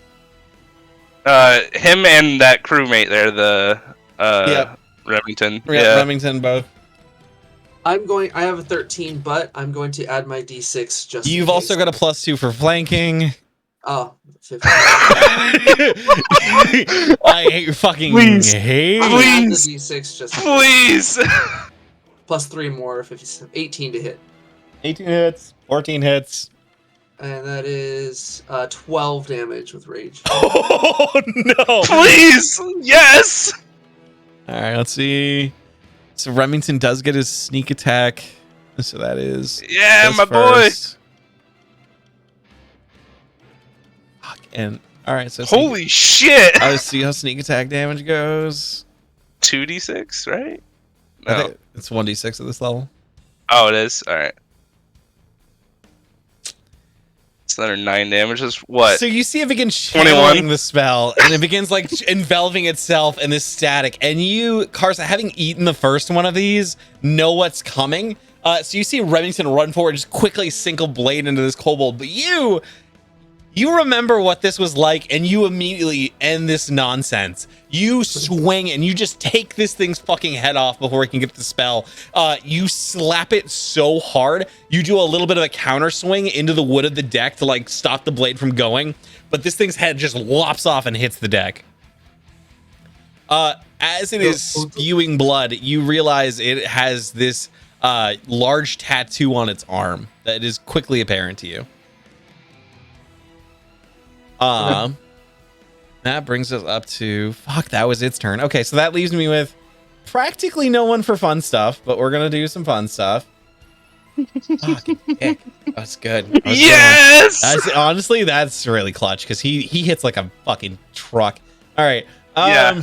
Or he hit like a truck. He doesn't hit He anymore. All right, so going back over to this one, he's gonna make this attack roll on Edward. Because Was that for the Yeah. Tinkerer one? that was for the tinkering looking one, yes. Okay. Viscera. It's beheaded. Dude. All right, quick attack on you. Nope. Yay! So Woo! he swings, but at this time you're so in tune with how things are going in combat. He swings down, and you're able to just brush him aside as he sinks the blade into the wood. Being stationary works. That brings us over to the two toads, who are both going to make their attacks. I am just so dead. All right. Nice knowing you guys. Oh my god! No! It was very nice knowing all of you. So I have incurred the wrath of toads. all right. So Coaster. this is two of these. So this is the first one. You take 10 points of damage plus. I'm dead. Yeah, I'm now going to see if he actually straight out kills you though. 5 Oh, points no. of damage, and then. Oh, you got lucky. Okay. So the first toad bites and knocks you down, and then swallows you. So you're currently inside this toad. You are, because you're unconscious too. You're blind, restrained, you are incapacitated, and you will take 10 acid damage at the start of this toad's turn. Oh, dude. So how much damage did I take right off the bat? Right off the bat, that was 17, I want to say, all totaled. That's my entire health, not a... Yeah. See here, if it hadn't had a little bit to go with, you would have been insta dead, but you were not insta dead. But So- you will suffer some pretty bad saving throws if someone doesn't do something quickly about this toad. Low level D&D, man. Yeah. Whew. So this toad, seeing that you are properly incapacitated and dealt with, is going to hop over to. Yeah, I'm gonna go with Edward because he's right there. All right. Hey, opportunity Oh, attack actually- from the crewmate. Opportunity attack from the crewmates. Why the crewmate? This one that was He's not quite close enough for that. He's not quite close enough for a melee because he was right here. See how he's. See, yeah, that's 2. oh, you had him lower. No, that's where Oh, you're right. You're right. yeah, Samuel was right here. No, not you're them. right. That's probably. I'll say that's opportunity attack range. Yeah, give me a second. Let me.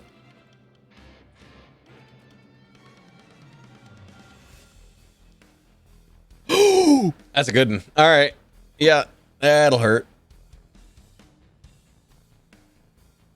Maybe. It's good. It's not awesome, and this toad is severely injured. You can see this toad is like guts still hanging out, viscera still dragging across the floor. Still gonna jump on you and try to make an Yeah. attack. And because it's flanking, it gets that extra. Oh yeah, 2. it does. All right, let's see how this works for you. Smart froggy. Terrible. It's gonna be. Does Oh, 16 yeah. hit? Okay. All right, so he's gonna Yeah, do that hit without the +2. Whew. he's gonna do his initial. Come on. 3 damage. So that's All 2 right. piercing. He's gonna do, and then 4 poison. Well, I'm down. Okay. So since you're also down, he is also going to swallow you. All right. Same idea. You're incapacitated. You're restrained, and you will take 10 points at the beginning of your next turn. Gotcha. Kobold already wins, so Which that would be an brings automatic fail on a death save. correct. Yes, it would be. Well, so coup de grace, I think is it 1 2? or 2? I think it's. Let me check. Isn't that like a melee attack though? I mean, this is it's an If you effect. fast get damage. crit- If you get crit, you take 2. Got you. So it's the 1. Okay. Well, aren't they insta crits because he's incapacitated? If you melee someone who is incapacitated, it's advantage, and if you hit them, it's a crit. Got you. Okay. All right. All I right. think it specifically says attack. All right. So what I'll do is I'll make the attack roll for the poison effect and then see if that is crit or not crit. All right. Okay. Boy, yowzers. Oh, well, no, because if it hits, it hits. All right. Well, we'll see when it comes up. All right. But that brings us to the crew. Crew is going to try and help out as best as it can. It's going to run over here. You're going to have this guy deal with this guy. Remington's also going to pile on. And then this one is going to take a ranged attack against... you're going to move here. Is that... That's enough. And it's going to make a ranged attack on that toad. Remington All isn't right. gonna try to help me out, son of a bitch. What about the crewmates that are Well, he can't further get there. over? He can't get far enough up. Oh, fair enough. Let me see. These ones are still trying to maneuver the ship. These ones are still These actively... ones are? Oh yeah, that's true. Yep. That's true. Yep. All right. So let's have them make their rolls really quickly and see if that actually gets rid of anybody. Oh, fuck, it does. All right. So, the one that you are... Well, I got to do the damage first and see if that's enough. But I'm like, if he does anything over fucking 2. That's it. So this toad is immediately destroyed. This kobold is destroyed. That leaves us with that. That is just that one gigantic toad who is currently shuffling Simul. Simul around. No, I was just trying to figure out where to go next. Okay, so that's Kobold Crew. Simul, it is your turn, which actually means you have to make a death saving throw. What we do with these now is I'm having you roll these in private, so they don't actually get to know what you've gotten. You just have to message me really quickly what you ended up with. Okay. All right, and then let's skip right over to Oh Alfred. shit, that doesn't count. Sorry, I rolled that to before I rolled the 1. Well, And so then also 2. you got to roll it invisible so your friends don't Yep. see it. So 2 DM. Yep. Okay. All right, and that brings us up to Alfred's turn. Did you get it? Let me check. I could sign it to you either way. Yeah, that'll work. Okay. Okay.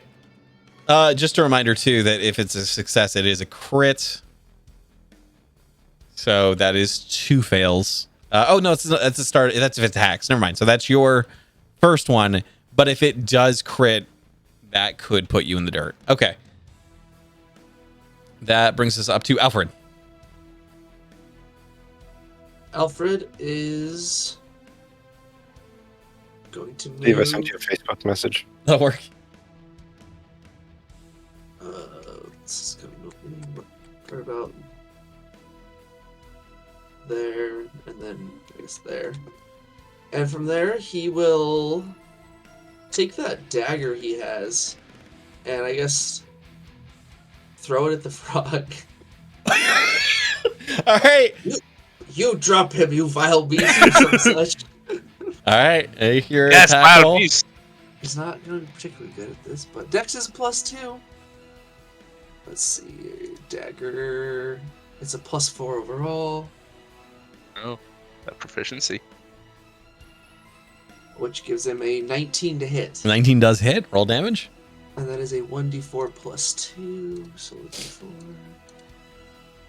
That's gonna hit for 3 damage. Okay, it takes. So you see this dagger, like surprisingly, it doesn't do any. Like there's no flourish, there's no acrobatics. You just see him go, ah! And he just throws the knife, and it just sticks into the toad. You just see the toad go, turns over and looks at Alfred. But you do see greenish blood begins dripping out of the side where the where the knife is actually sunk into the creature.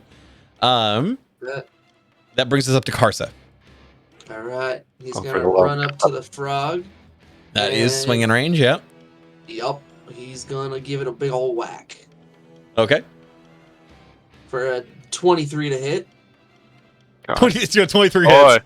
and that's gonna be with rage. It becomes a 15 slashing damage. Okay. Oh fuck. So you slam your sword into this thing, and you see it just go as you begin like literally cleaving away giant chunks of flesh. It is still currently standing, but barely. Frog leg stew tonight. That's it. Ow! All right, and that brings us up to It's a me. Edward. Okay. Well, I gotta roll this now. Oh yeah, you're not stabilized. I forgot about that. Yeah. Send to DM. Okay. All right. Did you get it? Here. There you go. You get it? I did. Good. Okay. All right. That leaves us back to the literal only creature that is doing anything at this time. That also means it's going to make its roll and see if this is a crit or not. Everyone brace your requisite buttholes. Oh boy. All right. Let's see.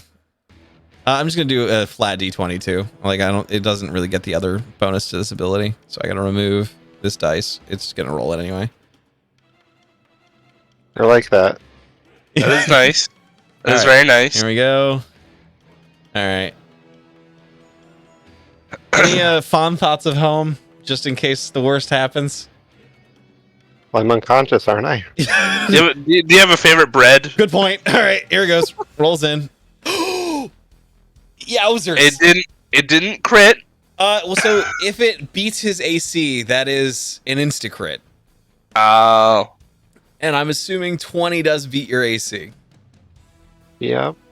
Okay. With that, Shit. No. we don't know what happens with Simuel. We just know He's was a in crit. that. We just know that was a crit, and he's in the frog. All right, that brings us up to Alfred.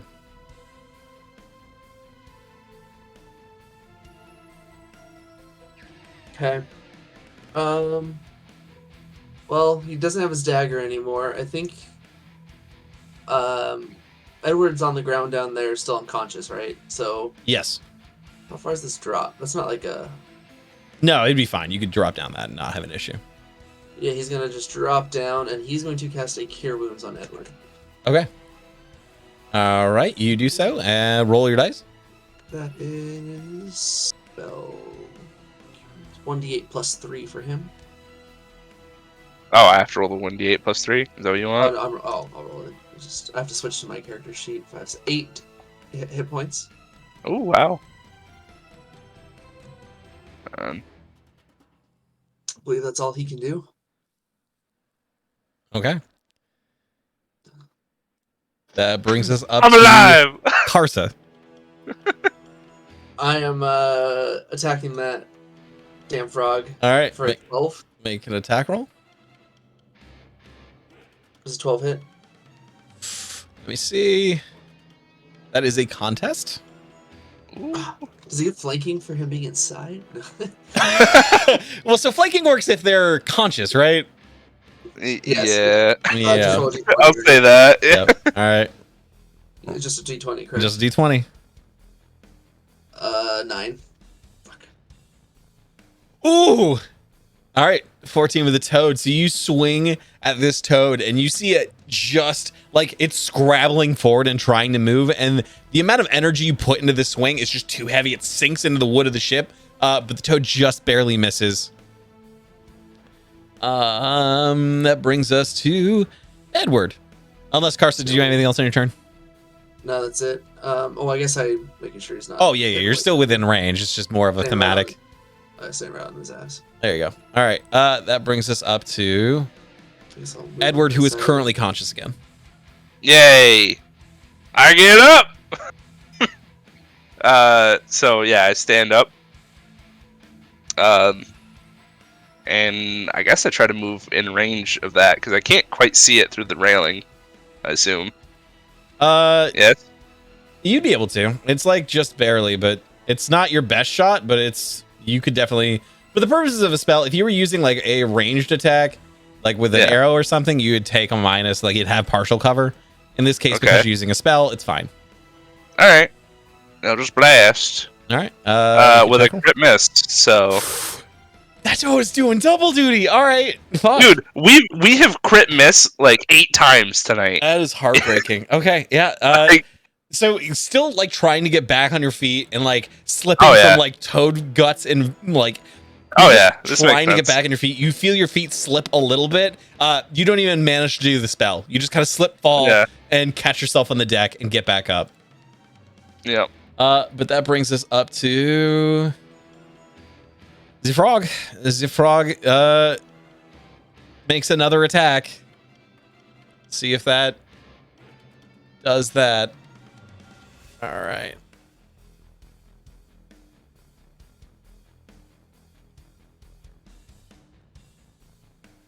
Okay, so all right, so the effect does work. That brings us to its attack. It's going to attack Karsa. Go for a bite. You're trying to hit me. 16, does that hit? That does hit. Ooh. All right. This is actually really bad. Probably going down. Takes 11 Oh my god. Because you are raging. That is 11 piercing halved. That's still more health than I had. Still more health? Okay, so that drops you, and then let's see if the extra... I don't think the extra can do it, even if it's... Yeah, no. All right. Okay, so Karsa is down. This one toad. One toad's a fucking beast. All right, It is. It is a literal beast. And its turn. The rest of the crew at this point is gonna... Anyone who can is gonna try and make their way up to the toad.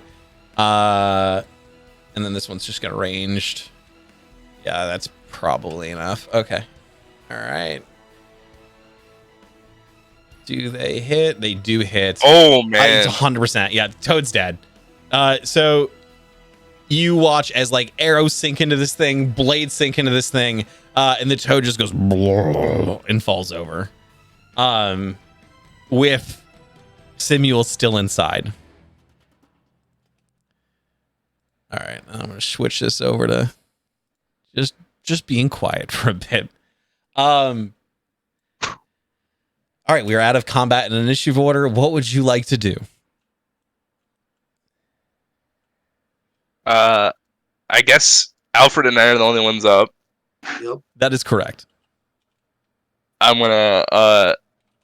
Does Alfred have any more spells left? Person playing as Alfred right now has 1 spell left. Yes. He can cure wounds on 1 more person. Yep. Then.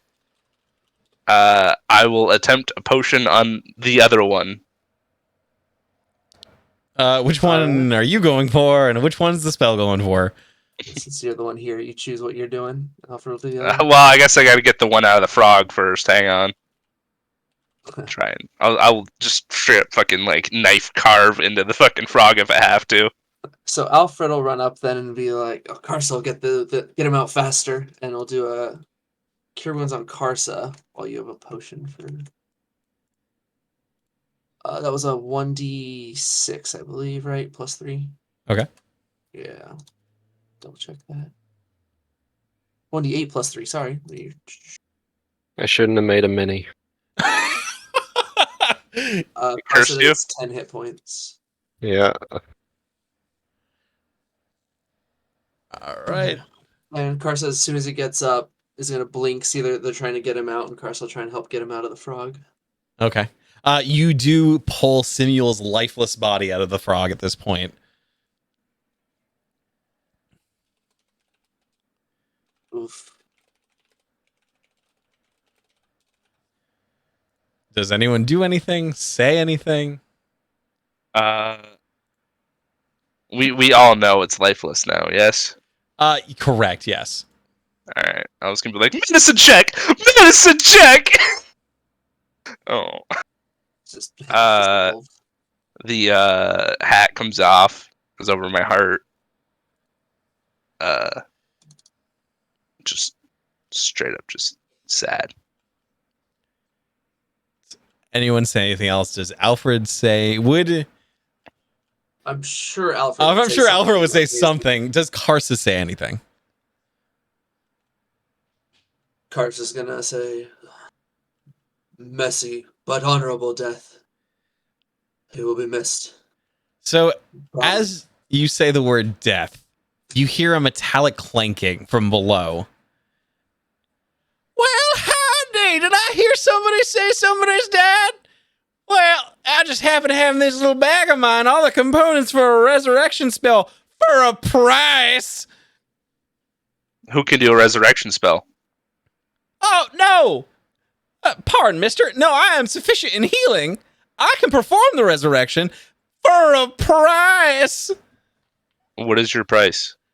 500 gold pieces. I don't have that. Is anyone willing to fork them out? I have 18.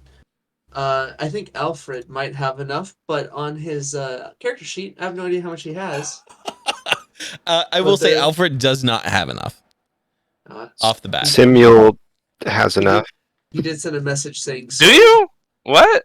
Hold on. I'm gonna check the dead man's pockets. What does the dead man check have? his pockets. You do see there is a receipt from his bank that indicates there's about 1,000 gold left over.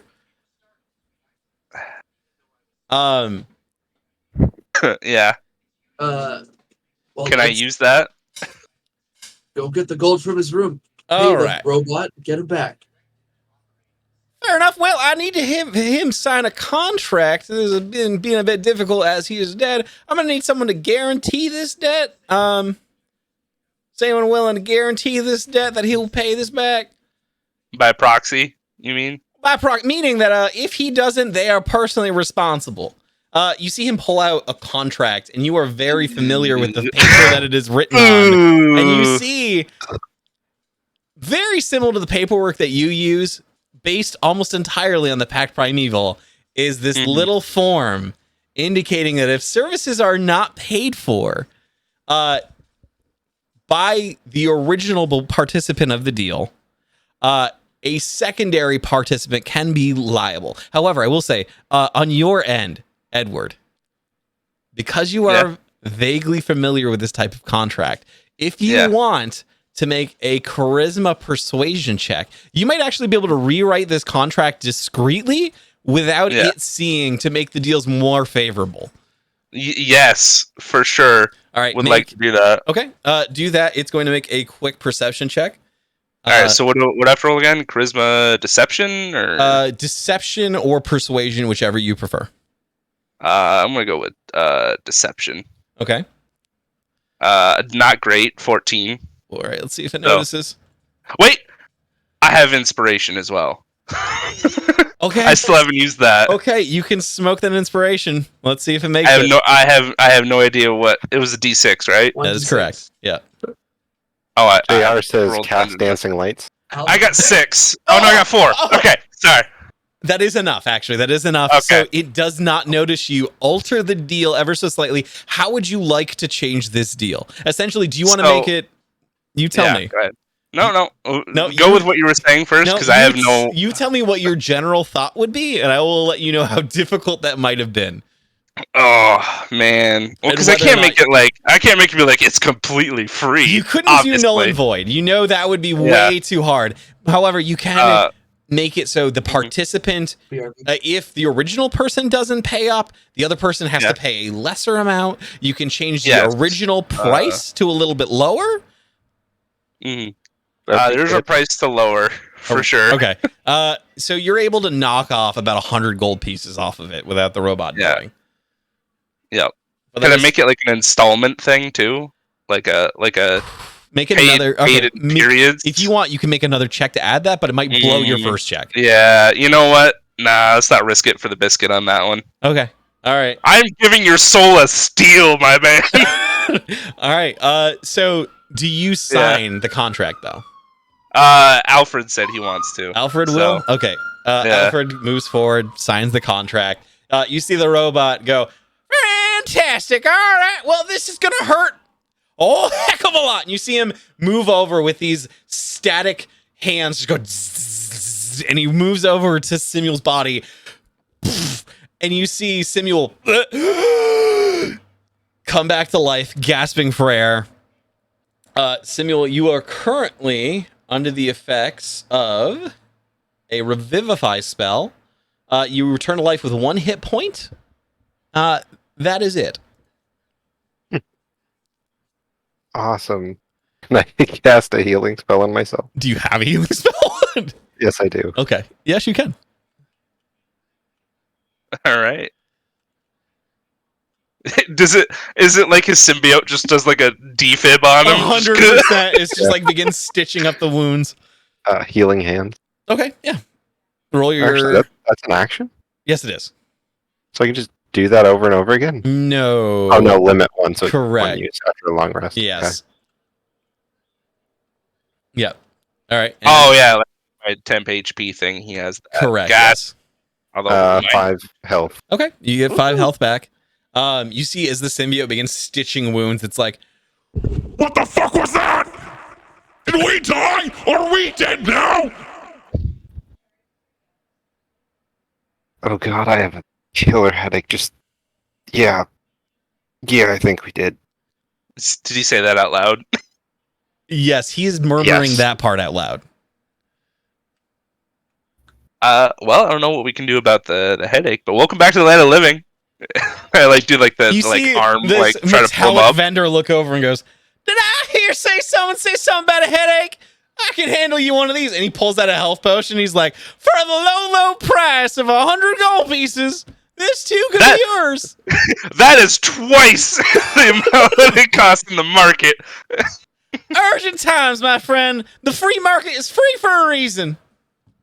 I think I'll sleep it off. Thank you.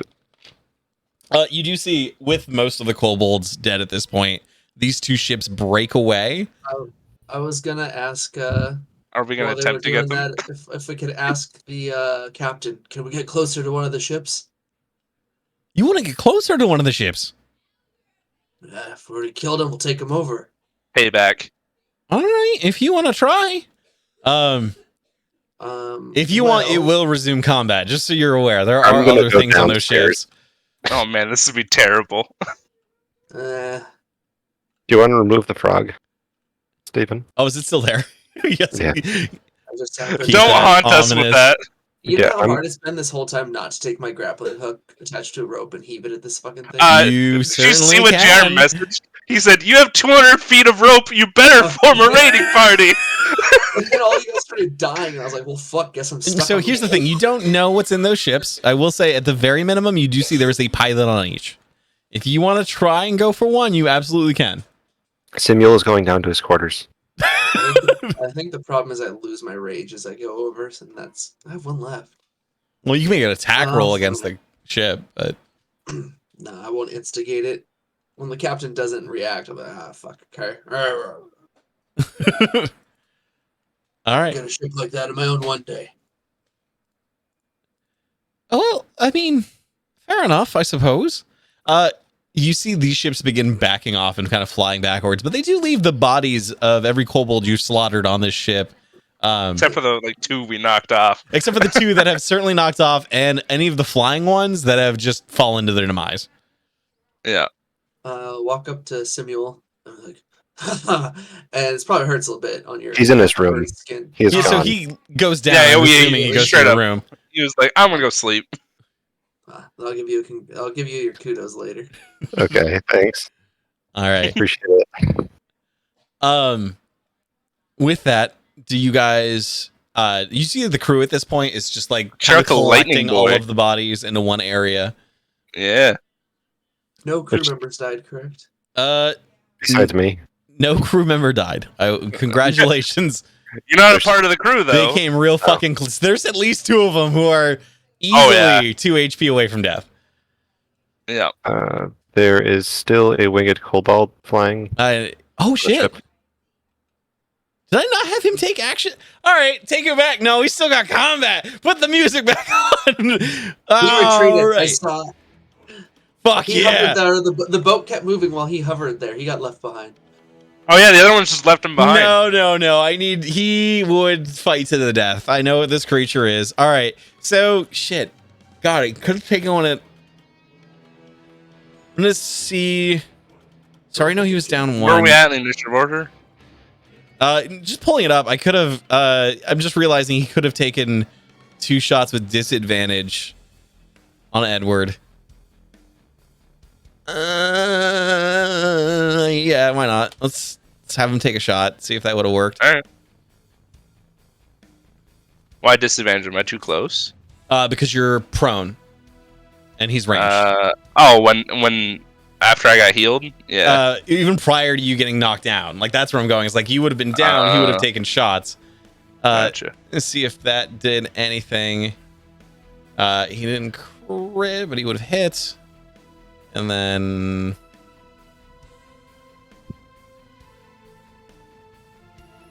okay, so you wouldn't have done anything on that one. All right. So I would have gotten 1 fail. Yeah. There would have been 1 fail. Yeah.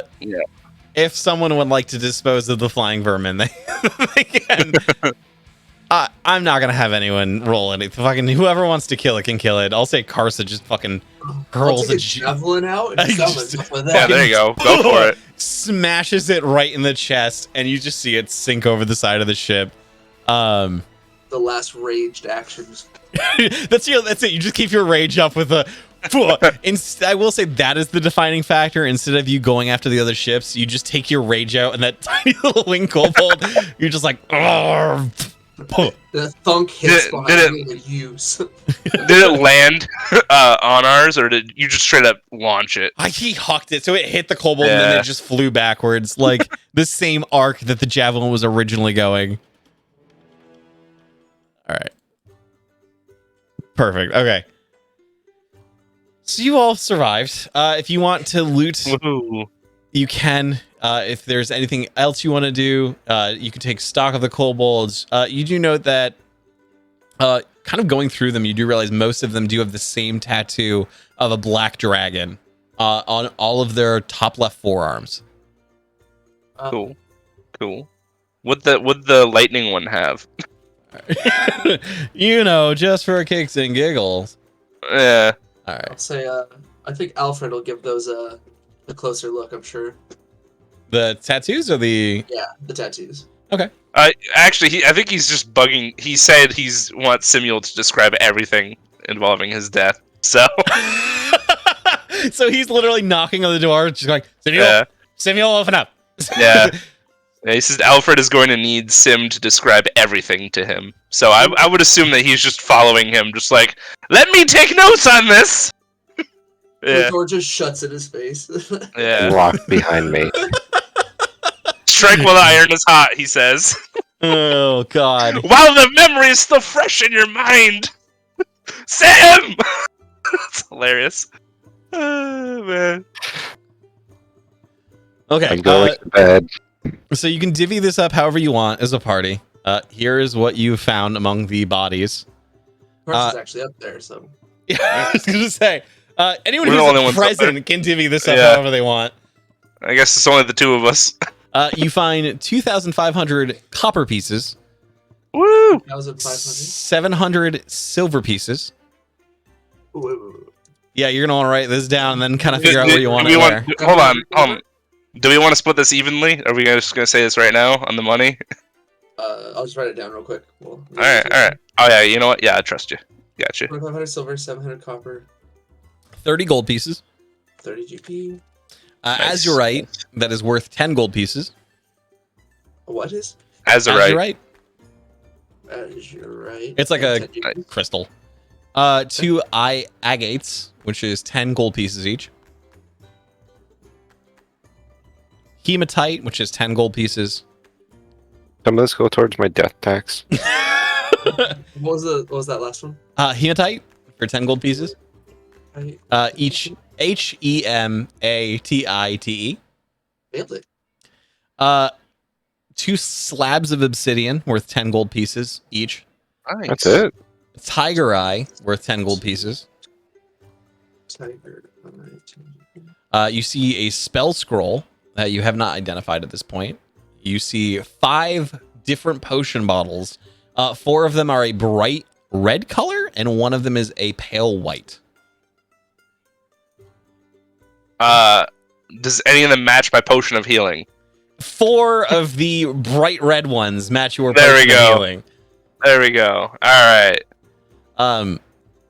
You do also see there are a couple of scrolls written Draconic.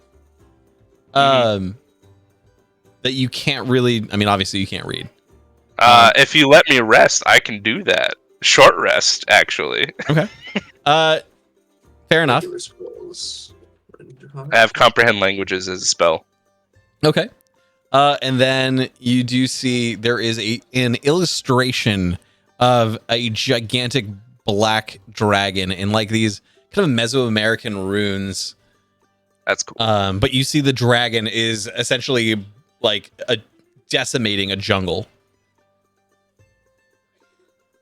Are we near that jungle yet? We're only a month in. We're not. Only You're a week. in to Only a a week in. potential That's 1 month journey. Yes. Jesus, okay. Hell of a first week. Honestly, we're murderers. we killed a lot of kobolds. All right. Wow. All right, cool. That is all for that. If you wanted, did you? We'll say we can save that for next one because I don't want to go too deep into that without. Oh, actually, you know what? Tell you what. Did you want to use that comprehend languages to read? The Draconic? Yes. Yes. Okay. Say I just took a short rest 100%. while We'll he was say looting you blew a everything. short Yeah. rest. You did that. No.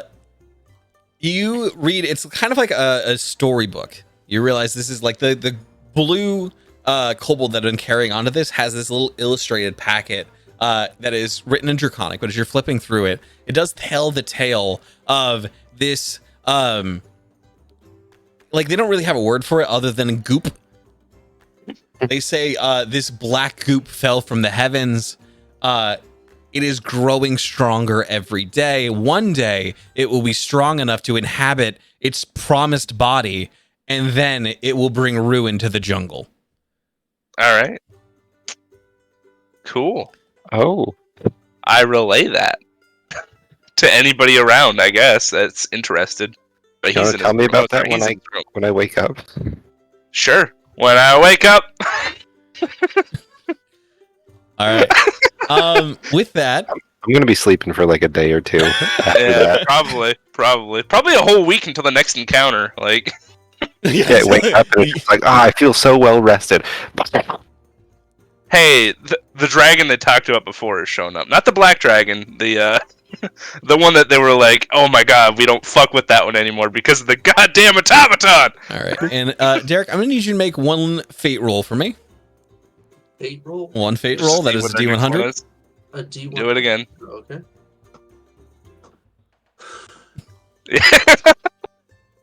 15. Wait, it rolled a 15? No, 29. 29. Oh, fucking Jesus Christ! I was like, I was what? trying to pre-call a number. Okay. All right. Okay. So I need you to roll 29. 2 more. Oh no! It's a roll on the table twice. One. No. Oh, can I roll one? Yeah, absolutely. All right, yeah, go for it. Oh, sorry. I lost my sound there for a second. But 29. 77. So you roll again, Derek, because you're still in that same range. Oh. 71. Whoa. 70s have it. 77, All right. Duly noted. All right. So you see, is that okay? So immediately, immediately after this fight, before you have enough time to have everyone kind of pull everything together, enough time to like get all the kobolds in one pile, one time to like get through everything, and enough time for you to take your short rest and read the little book in front of you. You do notice as the crew's kind of getting everything together, you see the captain look ahead with this stern look on his face, and he notices just in the distance the clouds get dark and they get stormy. And you see a cyclone begin ripping its way out of the clouds from below upwards. And that's where we're going to end tonight. Awesome. Sweet. So. Oh, shit. What? Yeah, you don't even have time to sleep. You're trying to rest and you just hear. Yeah, like I like to imagine he just laid down in his bed. Absolutely, he checks his body for holes. Yeah. Wait, short rest, isn't that 4 hours? Short rest is 1. No, it's 10 1 minutes. hour. It's 10 minutes. Oh, no, Really? it's not. Short rest is 1 No, hour. it's 1 hour. It's 1 hour. Is it? It's 1 No, hour. rituals are 10 minutes. Yeah. Ah, Yep. Okay, sure. All right. so I got 1 hour of sleep. You have Which- 1 hour of sleep. I don't even know if you managed to get to sleep in 1 hour. I don't know. You did just die. Fair point. All right, fair enough. That was rad. Yeah, you guys almost died. Yeah, we did. Oh, I I'll have to did. You know. guys I still would've might known actually, this because was I on. realized like there's only half of you are, all of you are, well, except for Alfred. Everyone's under half health, right? Yeah. With a short, I got 10 points back from that cure wounds. Oh, actually, and you then, can, if you're taking a short rest, you can spend your hit dice. Yeah, I just I don't know used what the everyone's dice, and bitching I'm back about, up to I'm fine. 24 of 26. All right. I will totally. I was gonna say, yeah, you should roll your hit dice now just to see what you're at before the next game. That How do includes. I roll hit dice? Go to your thing and it should say like short rest on your character It sheets. didn't roll automatically for me, which was weird. So I just Oh. went over and rolled it. Oh, short rest. Okay. No, not it. Where's it fall under? The hit dice or? Yeah. Let me pull your sheet real quick. It'll say Warlock hit die 1d8 plus whatever. Bill the bell. Pulling for your character sheet. That fixed it. That's better. Short rest is at the top of your character sheet, if you were wondering. Ah, there it is. Okay. All right. Did it work? 1d8 plus 1. Yeah, I got it. Okay. And did you roll the hit dice or did it roll for you or no? Automatically healed. Said. Okay. No, it did not. Why the fuck didn't it? Well, I'm not up to full, but I am close. I'm so close. Ugh. All right. Where are your hit dice? It's a d8 for him. as Thank well. you. All right. Yes. He's Yeah, a so roll a warlock, d8 and so- see what you can get back. And I got it. Is it plus your con or no? Fine. It is. Okay, Plus your so costume for you it's an modifier. 11. So you get 11 points back. So you're actually back up to full. I'm too shy from. And Indeed. so both of the warlocks also get their spell slots back. Yeah, I get 1 because I spent my other one. Yes. So Correct. Well, so don't you get both spell slots on a short rest? yeah, but I spent comprehend Oh, languages. using it on the yes. Okay. Yep. All right. I'm holding myself true. I'm holding myself good true. point. Good point. Yeah, you can see I was a little lax there. My Okay. Pirates of Tomorrow is pretty rad, and I can't wait to be part of it. That'd be nice. Okay. Your character did so much though. Like Honestly. honestly, Yeah, actually, I wanted to say thank you so much, Derek. You played him extraordinarily well, especially in combat, and you expressed a lot of utility that I have yet to have shown. Actually, you said you how didn't really dare you use play his that. character wrong? His character's not supposed to be about combat, He's not supposed to and you help. made him do combat. That was a lot of fun trying to do it without It was actually. a lot attacking quieter. something. Yeah, you sullied his hands. You dirtied his hands. Nah, man, you dirtied his mage hand twice on some No, there was gold. there was Straight up there was a caused really the big death of that fucking man. frog next to you that just ate someone. So I was like, maybe you would actually throw a dagger at that one because you had one on your inventory sheet. So I did. Dirtied his mage hand. I Yeah. was like, what do you do? Mage hand punch a frog? I didn't know what to do about that. That's fair. Yeah. So solid game. Same Yeah. thing. 2 weeks from now, 5:30, 2:30 Eastern time. Yeehaw. 2:30. Wait. No, it's he said that Sorry. backwards. Whoa. 2:30 Western, 5:30 Eastern. Right. I was just trying to trick you all, and I'd just show up and be like, I'm on time It's again. my own journey. Yeah. But Beautiful. awesome. Oh God, not bad for reverse combat. Also because you guys got through that combat and survived, you do actually hit level 3. So feel free to level your characters up. Sweet. Yeah, that was a dirty one. Button. You can't take it back. That was, dude. That was a lot. We And- fought a lot. Yeah. Nobody told me about the my debt yet. Nobody Oh, had no. mentioned that at all. I would imagine that that Alfred would get to that at some point. He would be like, "Well, you better tell me about what happened because I co-signed." That's fucking awesome. He'd be like, "I'm your benefactor." Like, You owe me a story. I yeah, own you. yes, Oh, yep. God. Oh, So do you want that's us to level darker up for you. before the long, like right now we level up, or is it at the long rest? I will say right now you level up. And because so many of you got to most of your HP anyway, or your spell slots, I'll just say you come back full on. You're all right. Sweet. All right, I'll still take away that one spell slot.